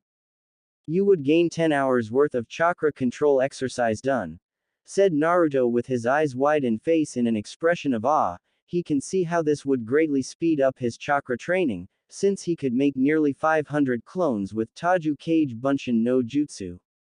I see you understand the significance of such a thing. You'll have to complete meditation first though. When you can call your chakra without holding the Ram seal, I'll teach you the next step of chakra control exercise. Now back to the subject of the bunshins doing the exercise. If you practice at least 2 hours a day with 500 bunshins, you would gain 1000 hours or approximately 40 days worth of chakra controlling done. Now if you do this every day for the rest of this month, you would done around 3 years and half of chakra control exercise. It wouldn't do much to your massive chakra reserves, but it might just raise your control level to around high genin or low chunin.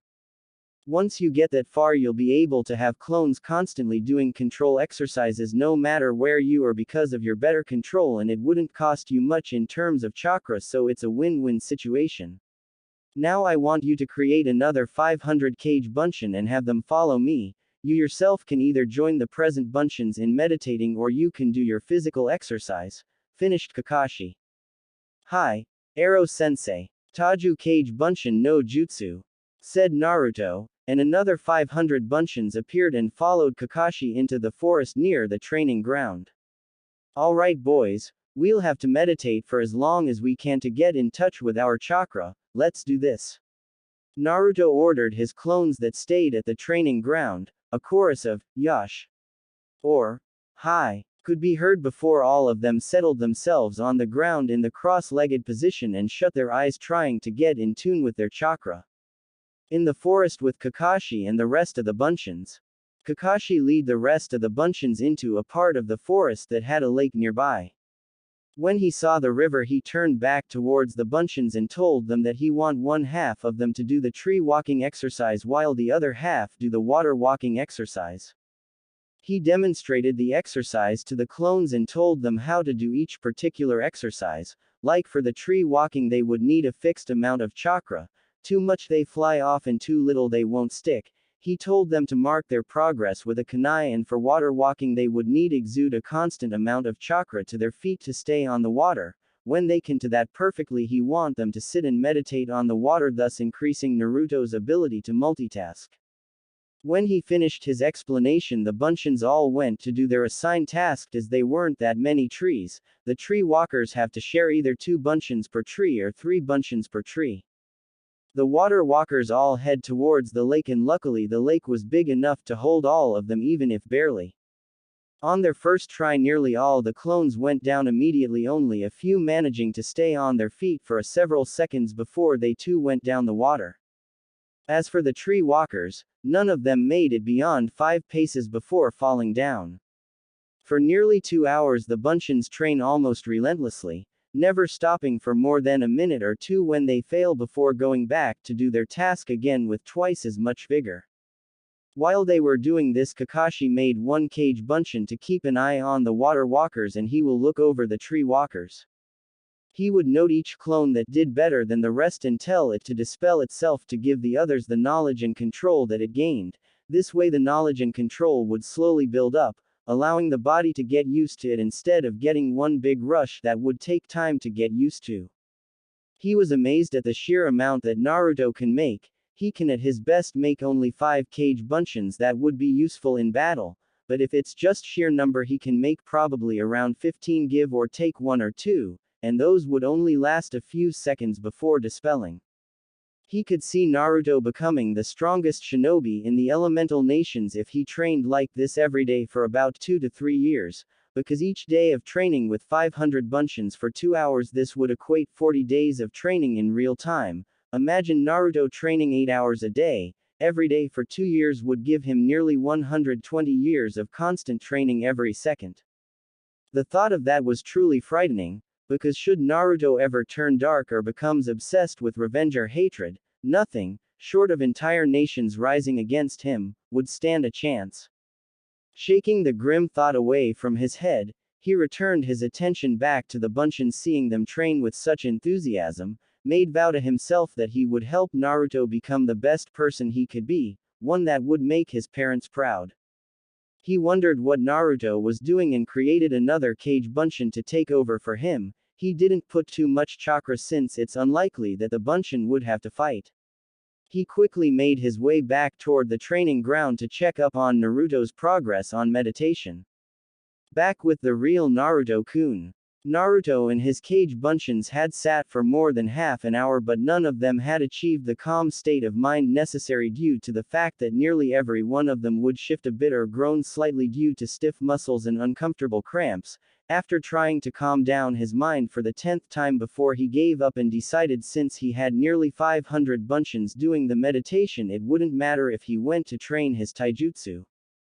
The past 2 months had him thinking that although he is a natural for Goken style, hard fist, he should try to use some other style to fight others since he might come up against an opponent who would be able to counter the Goken style.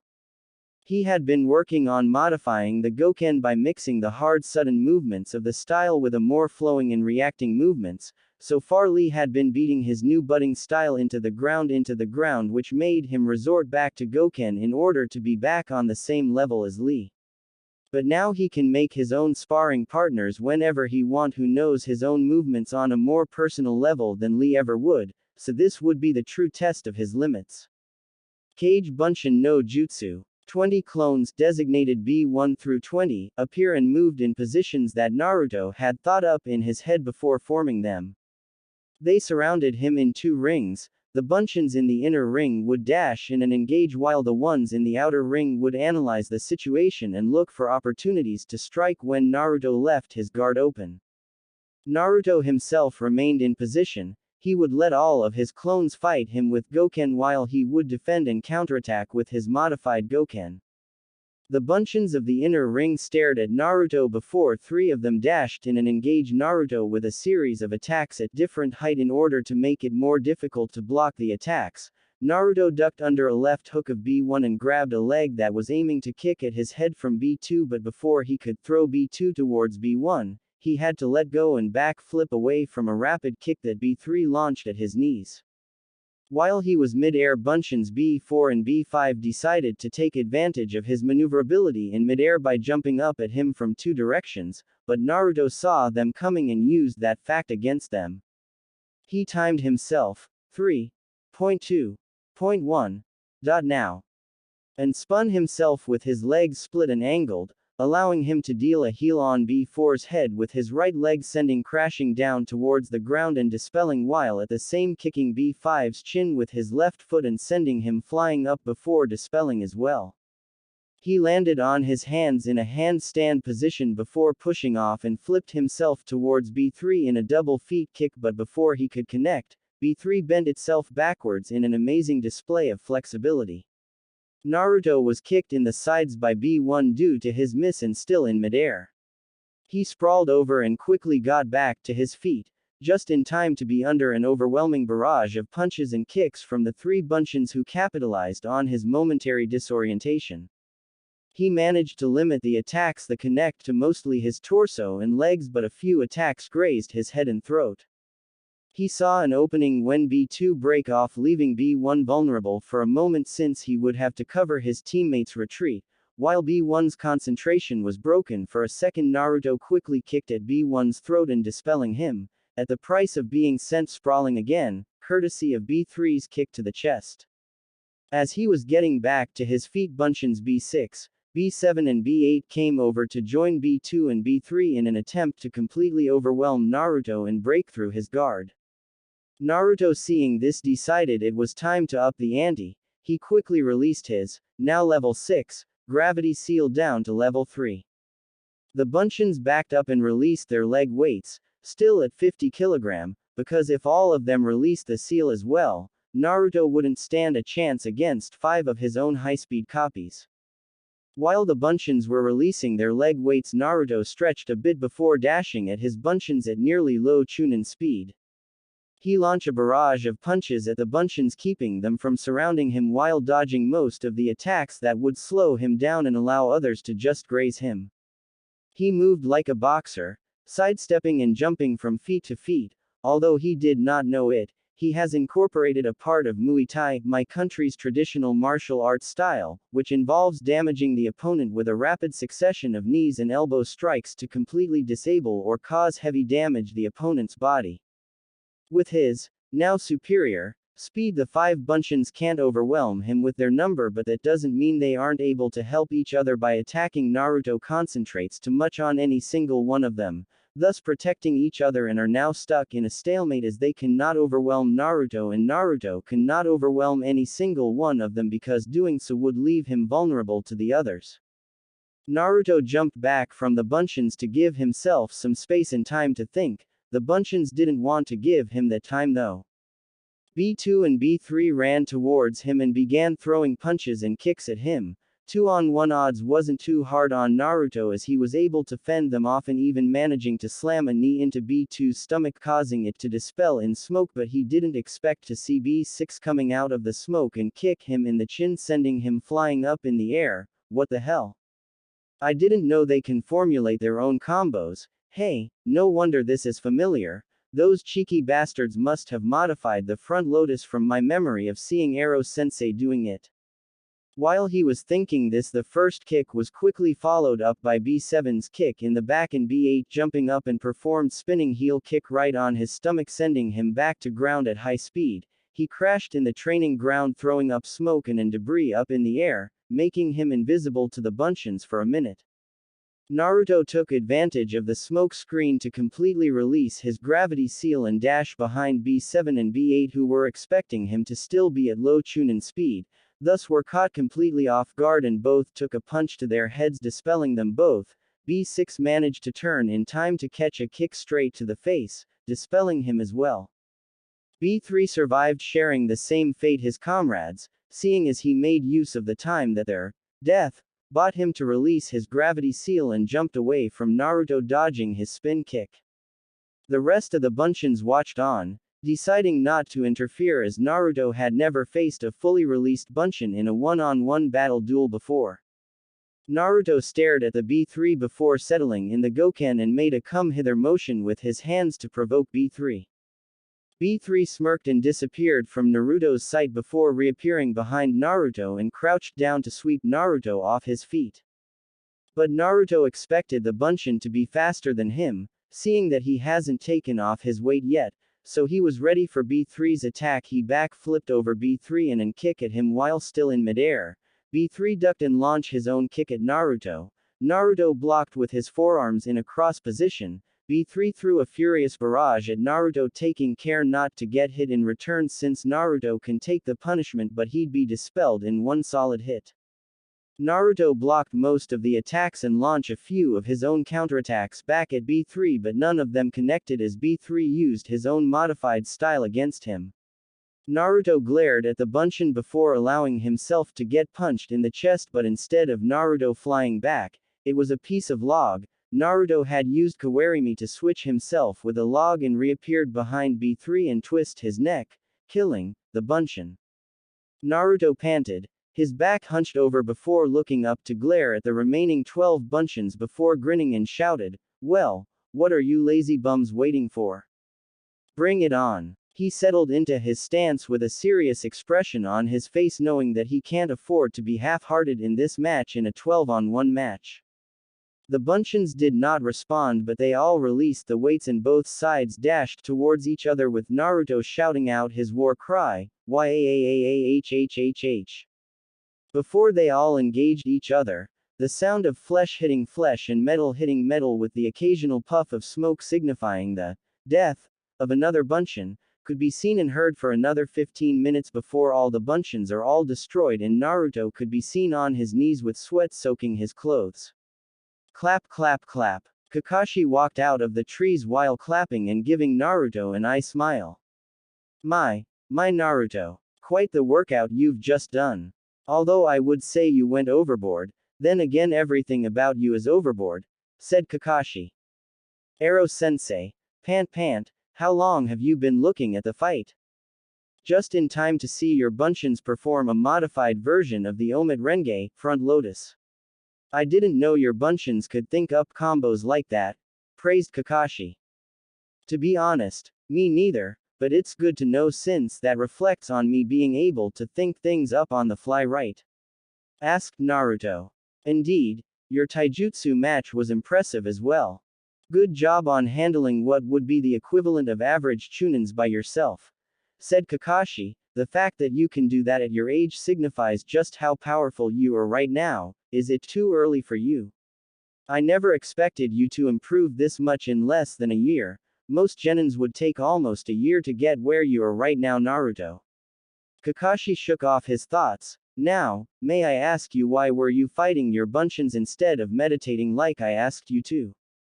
I have like 500 copies of me doing it, Ero-sensei. I don't think have me there would make that much a difference, and besides most of the can't even sit still for more than 5 minutes before shuffling around. With all that noise it's almost impossible for me to concentrate, said Naruto. Oh well, I guess I shouldn't expect too much from the first day. Well, I guess you can do the physical training while your Bunshins work on your control and your mental concentration. You made a good point. Having you doing the same stuff as them wouldn't make that much a difference. Alright, let's end it for a day. It's been nearly 3 hours already. Tell you clones to dispel, but not all at once. Tell them to dispel 20 every minute. Even though they were just meditating or walking around, seeing hours worth of the same thing would give you a giant headache. Come on, let's go tell dispel your Bunshins it's time to go home, said Kakashi. 5 days later. Alright Naruto, show me. Here we go.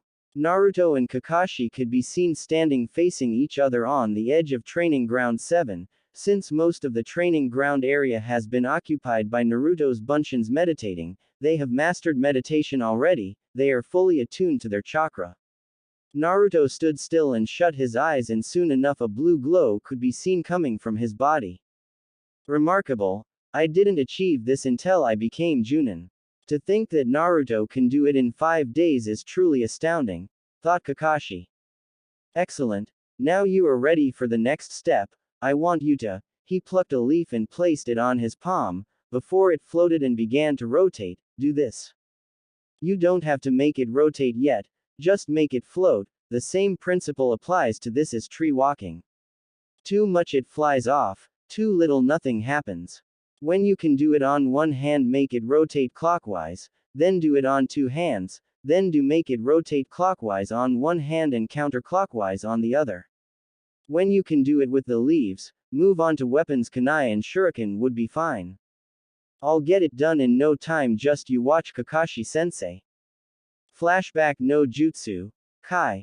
The result of all the training done could be seen, but even though he had completed 5 years worth of training, his control is still that of an average chunin, but for him that is enough. It wasn't like he is going to have to fight S-rank ninjas anytime soon. Right now all he was concerned about is whether or not is he going to make any friends at the academy on his first day. His worries are the worries of most soon-to-be academy students. Right now he's at his home after making the Bunshins at the training ground to work on his control and meditation. Kakashi gave him the day off to prepare himself for the academy tomorrow. He wasn't sure what to take to the academy since he had no idea what was needed. All he had for the academy is a writing set that Kakashi got for him as a starting present. He decided to go see the Hokage to ask him what does he need for the academy. Hokage Tower 5 minutes later. Ohio Miya-san. Ohio Naruto-kun. My, have you grown? How long has it been since you last came to see me? Don't you miss me? I'm hurt, Naruto-kun, teased Miya, glad to see the blonde-haired boy again after a 3 months absent. Ah, don't be like that, Miya-san. I'm sorry I didn't come sooner, it's just that I had a lot of training to do. Anyway, I want to talk to Gigi. Is he in? Asked Naruto. Yes, he is. Go right in and don't forget to come see me sometimes, okay? Said Miya. Hi, I'll be sure to do that. said Naruto over his shoulder before going to the Hokage's office. Sarutobi Hiruzen is in his office taking a break from a highly intense battle with his nemesis that he had just managed to defeat for now, and he decided he needs a distraction to help cool down his nerves after such an exhausting job, and his precious one is just the thing to help him. He had read through 2 chapters already and a healthy pervertee blush is on his face. A trail of blood is also coming out of his nose. This is the site of the great Hokage-sama of Konagakure that Naruto walked into. Seeing his Gigi in this condition made Naruto sigh and gave him a dry look, knowing exactly why the Hokage is in that condition, having seen it before and saw the book before the Hokage could hide it. You know, Gigi, if Mia-san walked in on you in this state, she's gonna give you an earful. You should make the door respond to your chakra only. That way you would have some privacy, said Naruto in a dry tone. Sarutobi blushed slight and gave the boy a warm smile, glad to see his surrogate grandson once again. That's actually not a bad idea. I'll have Jiraiya work on it when he gets back, he's due in a month anyway. Hello Naruto-kun, it's good to see you again. Now what brings you here? I wanna know what I need for the academy. I'm starting my first day tomorrow. Ah, that's right, I've almost forgotten. You won't actually need anything since your books will be given to you in school and the equipments are all provided at the academy, so don't worry. All you really need is a writing set, and I think Kakashi gave you one, am I right? Asked Sarutobi with a knowing smile. Yeah, he did. Oh well, that's all I need to know, thanks Gigi. I'll come by again soon and you better watch out for Mia-san when you take a break, okay? Bye, said Naruto over his shoulder as he walked out the door. At Naruto's apartment, Naruto is taking a shower after coming back to his apartment from his morning warm-up with Guy, Lee and Kakashi. He also made some bunshin at the training ground to meditate and continue the chakra control exercises. He was very excited about his first day at the academy. Today is the day that he would finally make some new friends. Lee is nice and all, but he wanted more than just one friend. He is a boy after all. He finished his shower and got dressed wearing a black shirt, black pants and black shinobi sandals. He also has on his ever-present mask and bandages on his ankles and fingerless gloves with metal studs on the back. After that, head to the kitchenette to get some breakfast. He fried some eggs and had them with toast, and down it all with a glass of milk. He stuffed his pen and pencils into his pant pockets and head out of his apartment. He entered the street and walked towards the academy, enduring the usual glares, mutterings, apathetic behavior and indifference. Naruto sighed quietly to himself, wondering why the people couldn't see that he isn't the Kyuubi. If he was, they wouldn't be standing there. They would be dead from its rage. The Kyuubi is a being that is easily offended.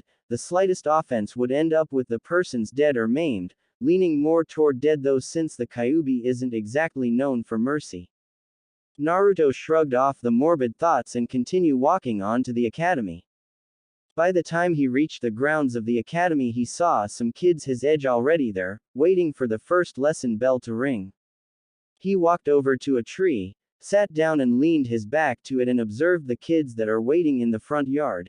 He didn't notice that he himself had gotten some mild attention from some of the fangirls already due to his mask and dark appearance clothing-wise. Most of the kids his age either hung out in pairs or standing by themselves uncertainly. The older kids hung out in groups, but before he could observe them any further, the bell rang. Naruto got up slowly and grinned. This is it. My first day of school. I wonder how memorable it would be. By the time Naruto got into the class, all the seats were taken. There was only one seat left, next to a boy with black hair that is tied up in a pineapple-like shape, who had his head down on the table and appears to be sleeping. Naruto walked over to the last desk available and sat down, before noticing everyone was staring at him. He looked back at the others in class who were staring at him and sweat dropped a bit at all the attention. Do I have a bug on my face or something? Asked Naruto, wondering why he was being stared at. But before anyone could respond, Iruka walked into the class and was about to call for silence and noticed that the class was already quiet. That's weird, I'd have expected a lot of chatter from them on the first day. Iruka shrugged off the thought before introducing himself and going through the attendance list. Naruto barely listened, but his ears did catch the names of the children of the most prominent clans in Konoha. Aburame Shino, Akamichi Choji, Inazuka Kiba, Hyuga Hinata, Nara Shikamaru, Uchiha Sasuke. He's still a good kid, so don't expect bashings on him yet, that'll have to be after the massacre. Yamanaka Ino. All of them are from the clans, meaning that they must be trained in advance as well like me. I wonder how strong are they. Physically the Uchiha and Inazuka are the fittest among them, the rest is average. I can't tell with the Aburame, his coat covers his body, but the Yamanaka girl looks the weakest, she must be one of those fangirl type. Mused Naruto as Iruka went through the curriculum. History, math, physical exercise, chakra and related subjects, etc. The only part that Naruto actually cared about is the physical exercise part and the chakra-related lessons, the rest is pointless for him, his ambition is to be a shinobi, that's it. He didn't expect himself to know history or use math during a battle, he'd go with his instincts. First lesson was history, and with Iruka's boring lecture-type style of teaching, Naruto quickly fell into dreamland. Shikamaru was laying his head down when he was a blonde kid with a mask came and sat next to him. He observed the kid through his barely open eyelids. The kid looked back the others that were staring at him and made a rhetorical question at the class. The teacher walked in and gave his name and started the attendance. Shikamaru only listened long enough to note who is who and put his head down to go to sleep, but not before noting that Naruto, if he recalled the name correctly, put his head down as well. Troublesome, he's probably a slacker, but who am I to talk? Ah. This line of though is too trouble. Sleep. RRRIIIIIINNNNGGGG. Naruto jerked awake and head to the training ground around the academy building to see if there were any of his classmates available so that he could get to know them. He saw one of them, the Uchiha, dashing behind a tree and climbed up, losing a horde of girls that were chasing him. He decided that he might as well start with the Uchiha first. Sasuke. I think his name was. I wonder if he's just as stuck as all of them. He walked to the tree and climbed up as well, not using his tree walking skills because he wants to keep his skills secret.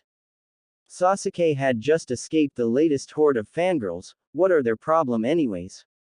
His brother had warned him to beware of the fangirls. When he first heard the term he thought his brother was just making a joke, but when he heard the tone that his brother associated with the word, it made him pause and decided that if a group of girls can cause the Anbu captain Itachi Uchiha to fear them, then he might as well heed the advice.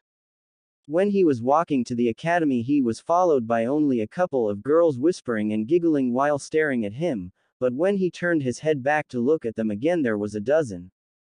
After taking a third look to see nearly 20 girls following him, he decided that enough was enough and ran. He ran the whole way to the academy. Thanks to his early training, he managed to lose the group and hide himself on one of the trees near the academy. He only left its sanctuary when the bell for the first lesson rang. Now it was lunch and they are still chasing after him. He had dashed behind some bush near his tree and quickly climbed up, just in time too, as he heard them talking to themselves on the space that he had just occupied. Where did he go? I saw him ran past here. He won't get away. He's so cute. His quiet attitude is so cool.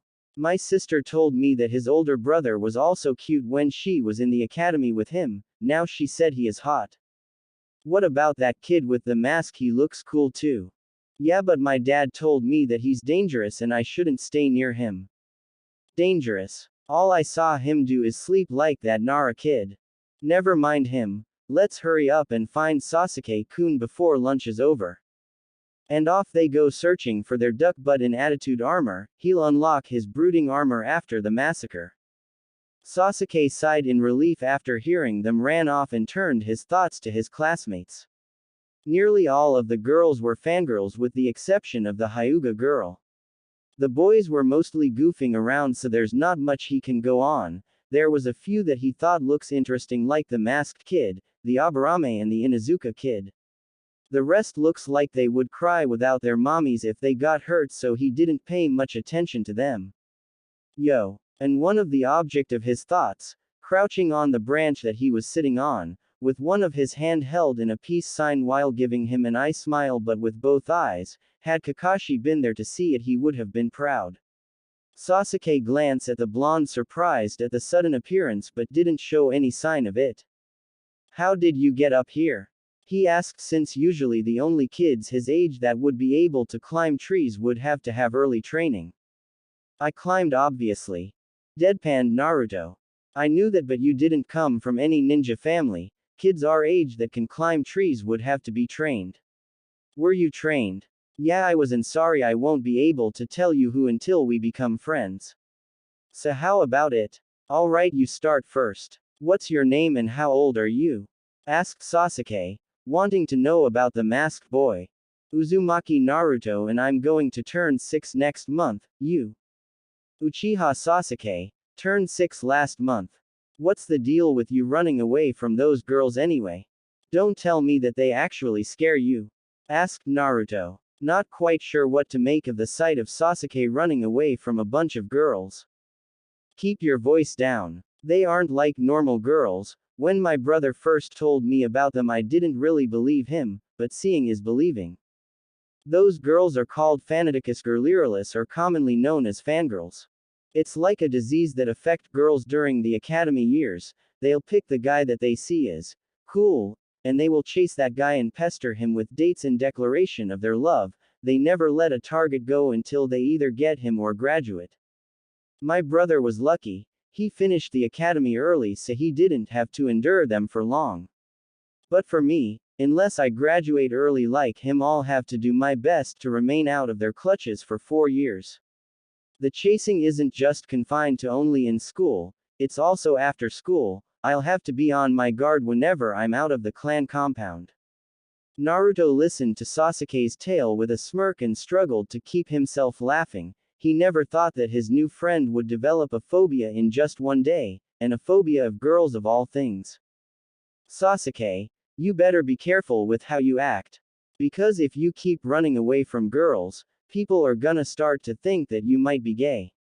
So I'm going to do something that will be in your best interest, said Naruto. A devious smirk could be seen even through his mask. Sasuke felt a shiver running through his back after seeing the smirk. What do you mean? What are you gonna do? Naruto jumped down from the tree and shouted. Hey girls, Sasuke is up in that tree, while pointing his finger right at Sasuke, whose face could now be seen. Sasuke's face paled rapidly before he quickly jumped down and ran away from a horde of squealing fangirls that are quickly approaching his position.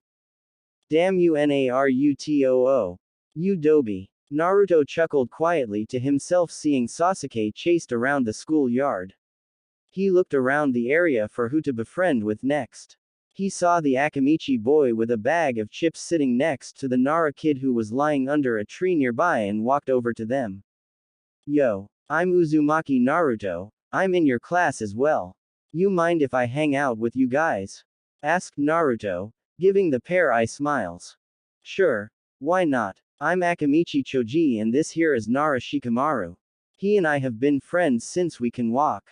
Our family always bring us to play together, although there's supposed to be a girl too, Yamanaka Ino, but I think she's busy chasing the Uchiha at the moment, said Choji and resumed munching his chip. Shikamaru merely stared at Naruto before nodding and turned his head back to Cloud watching. So you guys are from clans? Asked Naruto curiously. Yeah, our dad was the Ino Shika Cho team, so our clans are pretty tight. Me, Shika and Ino used to play together nearly all the time. Well, Ino and I play but Shika sleeps, but now Ino is infatuated with Sasuke, so she's off chasing him, so it's just me and Shika hanging out now. No worries, I'll play with you guys if you want. You guys are like my third and fourth friend after Lee and Sasuke. I don't know about your Lee, but when did you ever became friends with Sasuke? Asked Shikamaru with a raised eyebrow at Naruto. About 10 minutes ago, said Naruto in a nonchalant tone, causing the two boys to sweat drop. So, since we are gonna be friends, Tell me, what do you guys like to do? Well, I like eating chips, barbecue, and my mom's cooking. I like playing with my friends and having fun, said Choji, still eating chips by the handful. Sigh, this conversation is so troublesome. I like my sleeping, people who are not troublesome, cloud watching, non-school days and sleeping, said Shikamaru, still looking at the clouds. You said sleeping twice, said Naruto, no believing that anyone can be that lazy. So, well, I like ramen, my precious people, training, having fun, making new friends, pranking people who deserves it, and ramen, said Naruto with a big grin. Shikamaru sighed at hearing ramen twice, but Choji understands completely since he's a food lover as well. Say, you guys wanna hang out after school? We can play in a nearby training ground, or do you guys wanna get dinner? I know a great place that sells ramen. We'll have to ask our parents when they come and get us, but if they're okay with it, then we'll go with you, said Choji. Great. The bell rang again and the trio made their way back to their classroom. Sasuke could be seen stumbling in, looking slightly disheveled, while the fangirls, for some strange reason that defies the laws of physics and the universe, looked completely fine with not a hair out of place, showing no sign of chasing their Sasuke-kun for over 20 minutes. Naruto looked at Sasuke with a raised eyebrow as if to say, "Did you enjoy the run?" To which Sasuke responded with a glare before ignoring Naruto and paid attention to Iruka, who's giving lecture on traps, tactics and strategy. This lesson actually grabbed Naruto's attention since it would help him if he have the knowledge with him in a fight. Basically, the lesson is telling him to always cause distractions when the opportunities present themselves, to give an edge and set traps beforehand to hinder the enemy. Teamwork strategy won't be covered until second year. The rest of the lesson was history, covering the beginning era of the Shadaime. Naruto snoozed through that lesson, but his ears did catch the fact that a woman called Uzumaki Mito was the Shadaime's wife. He stored that fact away to ask what happened to her if nobody remembered the name. He also noticed that no one made the connection between his name and Uzumaki Mito. He stored that fact away to ask Sarutobi later. But aside from noting that little fact, Naruto snoozed through the rest of the class, only waking up to answer Iruka's question when he asked. Naruto had actually paid attention but shut his eyes because he doesn't really feel motivated enough to actually act like he's attentive. Iruka was paying extra attention towards the only masked student in his class. He had already called on the boy several times with questions that he did not expect the boy to answer correctly. Since the boy didn't seem to be paying attention, he was prepared to fully scold the boy into paying attention. But to his surprise, the boy actually answered correctly to all of his questions. The boy, no, Naruto is actually acting like a Nara in his class. The response he received is similar to how Shikamaru would do when he called on him. He figured both boys must be paying attention but not bothering to lift their heads to look at him. He thought Naruto would a loud and brash type of kid, since he was most likely shunned and socially mistreated all his life by the civilians. The boy should have ended up as an attention-seeking kid.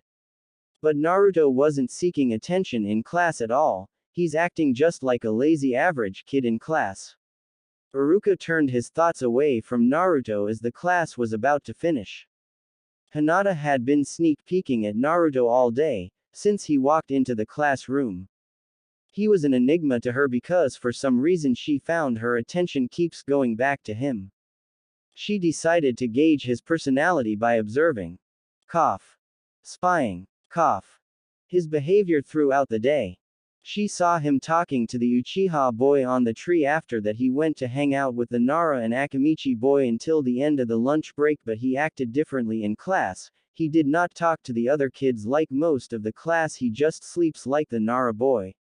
This caused her to be confused as she's nowhere near figuring out why her head keeps turning itself towards his direction. She decided to follow him around after school to see if she can find out more about him. Naruto lifted his head as he heard Iruka announce that they were going to do an hour of physical exercise. This cheered him up immensely since he knew that this is something he can actively participate in. He quickly got up from his desk and followed the class out to the training field where they separate themselves into two lines, one boys and one girls. They were lead through stretches and warm-ups before jogging behind Iruka. At first everyone was jogging at the same pace, but after 2 laps, it became clear who's physically fit and who's not.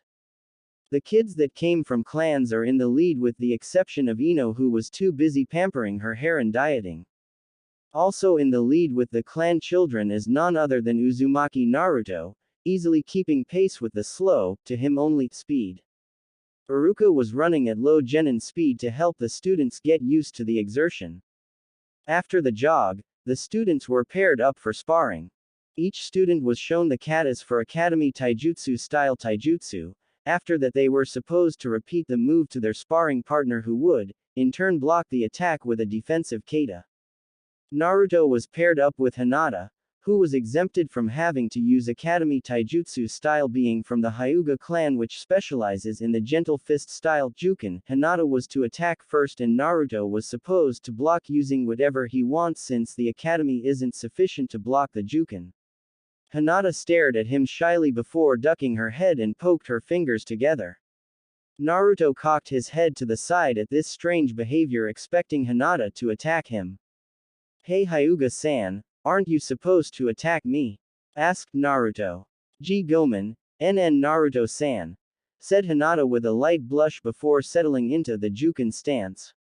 She breathed in deeply before releasing it in a rush. Her eyes became determined and she dashed at Naruto at mid-genin speed, surprising Naruto and catching him off guard, allowing her to land a hit right on his sternum, sending him sprawling away. "Gomen Naruto-san, I didn't mean to hit you that hard," Hinata quickly apologized, mortified, thinking that she might have hurt him badly. She ran over to him and checked on him to see if he was alright. Naruto quickly got up and grinned at Hinata. "It's fine Hyuga-san, I didn't think you were that fast, so I let my guard down a bit. Next time I'll be ready, so let's do it again. Do you mind if I call you Hinata?" asked Naruto. It's fine, Naruto-san," said Hinata with a blush on her face. Naruto, seeing her face red, wasn't sure if she was sick or not. "Hey Hinata-san, your face is kinda red. Are you sick? If you don't feel good we can spar later." I'm okay Naruto-kun, I'll spar," said Hinata with a deep blush, but settled back into the Juken stance. Naruto quickly got serious and settled into the academy stance that he saw Iruka did. Hinata dashed towards him again and launched 3-finger jabs at his arm. Naruto leaned back and brushed Hinata's arm away, kicked at her body, but she sidestepped it and jabbed him in the leg twice before running right up to his body and did a 2-hand palm thrust into his chest, sending him back, flipping onto his feet again, and coughed a bit. He dashed towards Hinata, at low genin speed, and threw a fist at her stomach. Hinata sidestepped again, and this time she managed to tag his arm 5 times and did a palm thrust at his shoulder. Naruto turned his body to the side, allowing the palm thrust to miss him and kick at Hinata's stomach, this time connecting and sent her flying back. She got back up to her feet, wiping her mouth, and ran back towards Naruto, sending a flurry of finger jabs at Naruto, to which he either used the back of hands to block or just dodge. Only a few of Hinata's attack connected and all of them were on his arms. Naruto's arms are starting to feel numb, his reaction is starting to slow due to getting hit by the jarring jabs too many times. "If I don't up the ante I'll lose, but if I did she won't stand a chance. Damn, she's good, and who'd have guessed that she's this strong? Hey, whoever trained her did a good job with it. Guess you win this one Hinata," thought Naruto, hiding his smirk. He continued to force himself to fight at low genin level, taking more hits and getting slower, but Hinata was getting tired as well, so she put all of her strength into her next 2-hand palm thrust. Naruto flew off his feet and landed on his back with a heavy thud. They finally noticed that everyone had stopped what they were doing and were staring at them. Naruto got up slowly and rubbed small circles around his chest while staring at Hinata with a smile. Hinata had collapsed onto her knees and hands and was panting heavily. She had used up a lot of energy during the fight. She was staring at the ground when a shadow covered her. She looked up to see Naruto extending his hand towards her, offering to help her back up onto her feet. She looked up with surprised look on her face. She saw his hand and blushed but accepted it, and he pulled her up to her feet. Nice job. You won the fight.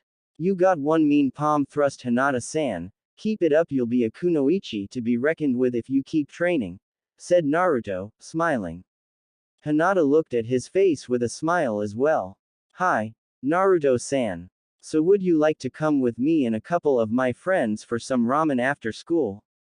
Asked Naruto. Hinata looked at him with her mouth in an, oh, but no sound coming out. Is he asking me on a date already? But it's just the first day. We don't even know each other yet. Wait. Calm down, he said with some friends, so he must be trying to make friends. That's it, that's all there is to it. Naruto stared at Hinata's face, going through a range of expression. Shock, frantic, beet red blush, receding blush, calm look, and now a smile. Of course, Naruto-san, I'd be glad to, said Hinata, confident in her assessment of the situation. Naruto smiled at her again before looking at all the other students and Iruka staring at them. What's wrong, Iruka-sensei? Why is everyone staring at us? Nothing, Naruto. It's just that your fight was on a level that is slightly higher above the rest of the class, so they stopped to watch, said Iruka, shaking his head before telling the class that they are dismissed. The academy is over for the day. The class quickly went back to class to get their supplies. Some waited for parents or guardian to pick them up, while others just walked home. Shikamaru and Choji talked to their dads, who are almost bigger versions of them, before walking over to where Hinata and Naruto was waiting. They gave him a nod and he led them to his personal heaven of earth, a place called Ichiraku's ramen stand. He quickly sat on a stool and yelled for his favorite ramen chefs. Tuki-asan. Ayame Nichan. I'm back. Ayame walked to the counter with a wide smile that her surrogate Ototo is back. Naruto-kun. How've you been? Oh, you brought your friends as well, and what's this? Naruto, Ayame said in a sly tone, have you gotten over your Ayame Nichan so fast and already got yourself a girlfriend already? Both Naruto and Hinata blushed the same deep red hue, while Choji and Shikamaru snickered. Baka Ayame Nichan. We're just friends. Naruto shouted at Ayame, who chuckled and asked them. Naruto had his usual 2 bowls of everything, ignoring the looks of disbelief from Hinata and Shikamaru, but paid attention to the competitive glimmer in Choji's eye. Choji ordered the same as Naruto. Shikamaru and Hinata ordered a small bowl of miso. So Naruto, how did you get so fast? Not many people can last that long against a Hyuga. Shikamaru asked, curious. Well, I train myself every day in the morning from 5 a.m. to 7 a.m. But Hinata was really fast. I thought she'd be a bit slower. Those palm thrusts of hers hurt a lot. Hinata blushed at the compliments. So what kind of stuff do you like, Hinata? Asked Naruto. I like my mother and sister, flower pea pressing, and my friends, said Hinata with a small smile. All good things. So Choji, have you ever been to this stand before? Nope. I hope it will be as good as you say. Oh, it will, and I bet I can eat more than you, said Naruto with a devious smirk. Oh, you do you? Said Choji with narrowed eyes. Yep. The loser pays for everyone, how's that? Replied Naruto. You're on, shouted Choji while Shikamaru groaned and banged his on the table, mumbling something about troublesome blondes and troublesome Akamichi for friends, and Hinata giggled. As if on cue, Ayame served their order as soon as the sound of Choji's last word faded. Both gluttons stuffed themselves as fast as they can, Naruto in the lead due to this being his nirvana, but Choji is not far behind, being an Akamichi can put away food at an amazing pace. Both boys came up for a breath, glared at each other before resuming their competition at a frightful pace. Hinata was stunned and slightly scared. She'd never seen anyone eat at such a frightening pace. Shikamaru was still mumbling, already used to his friend's eating habit. This is nothing compared to when it was an all-you-can-eat barbecue buffet. Half an hour later, With both Naruto and Choji tied at 13 extra large bowls, they both paid the bill for everyone and the four new friends said farewell and made their separate ways home.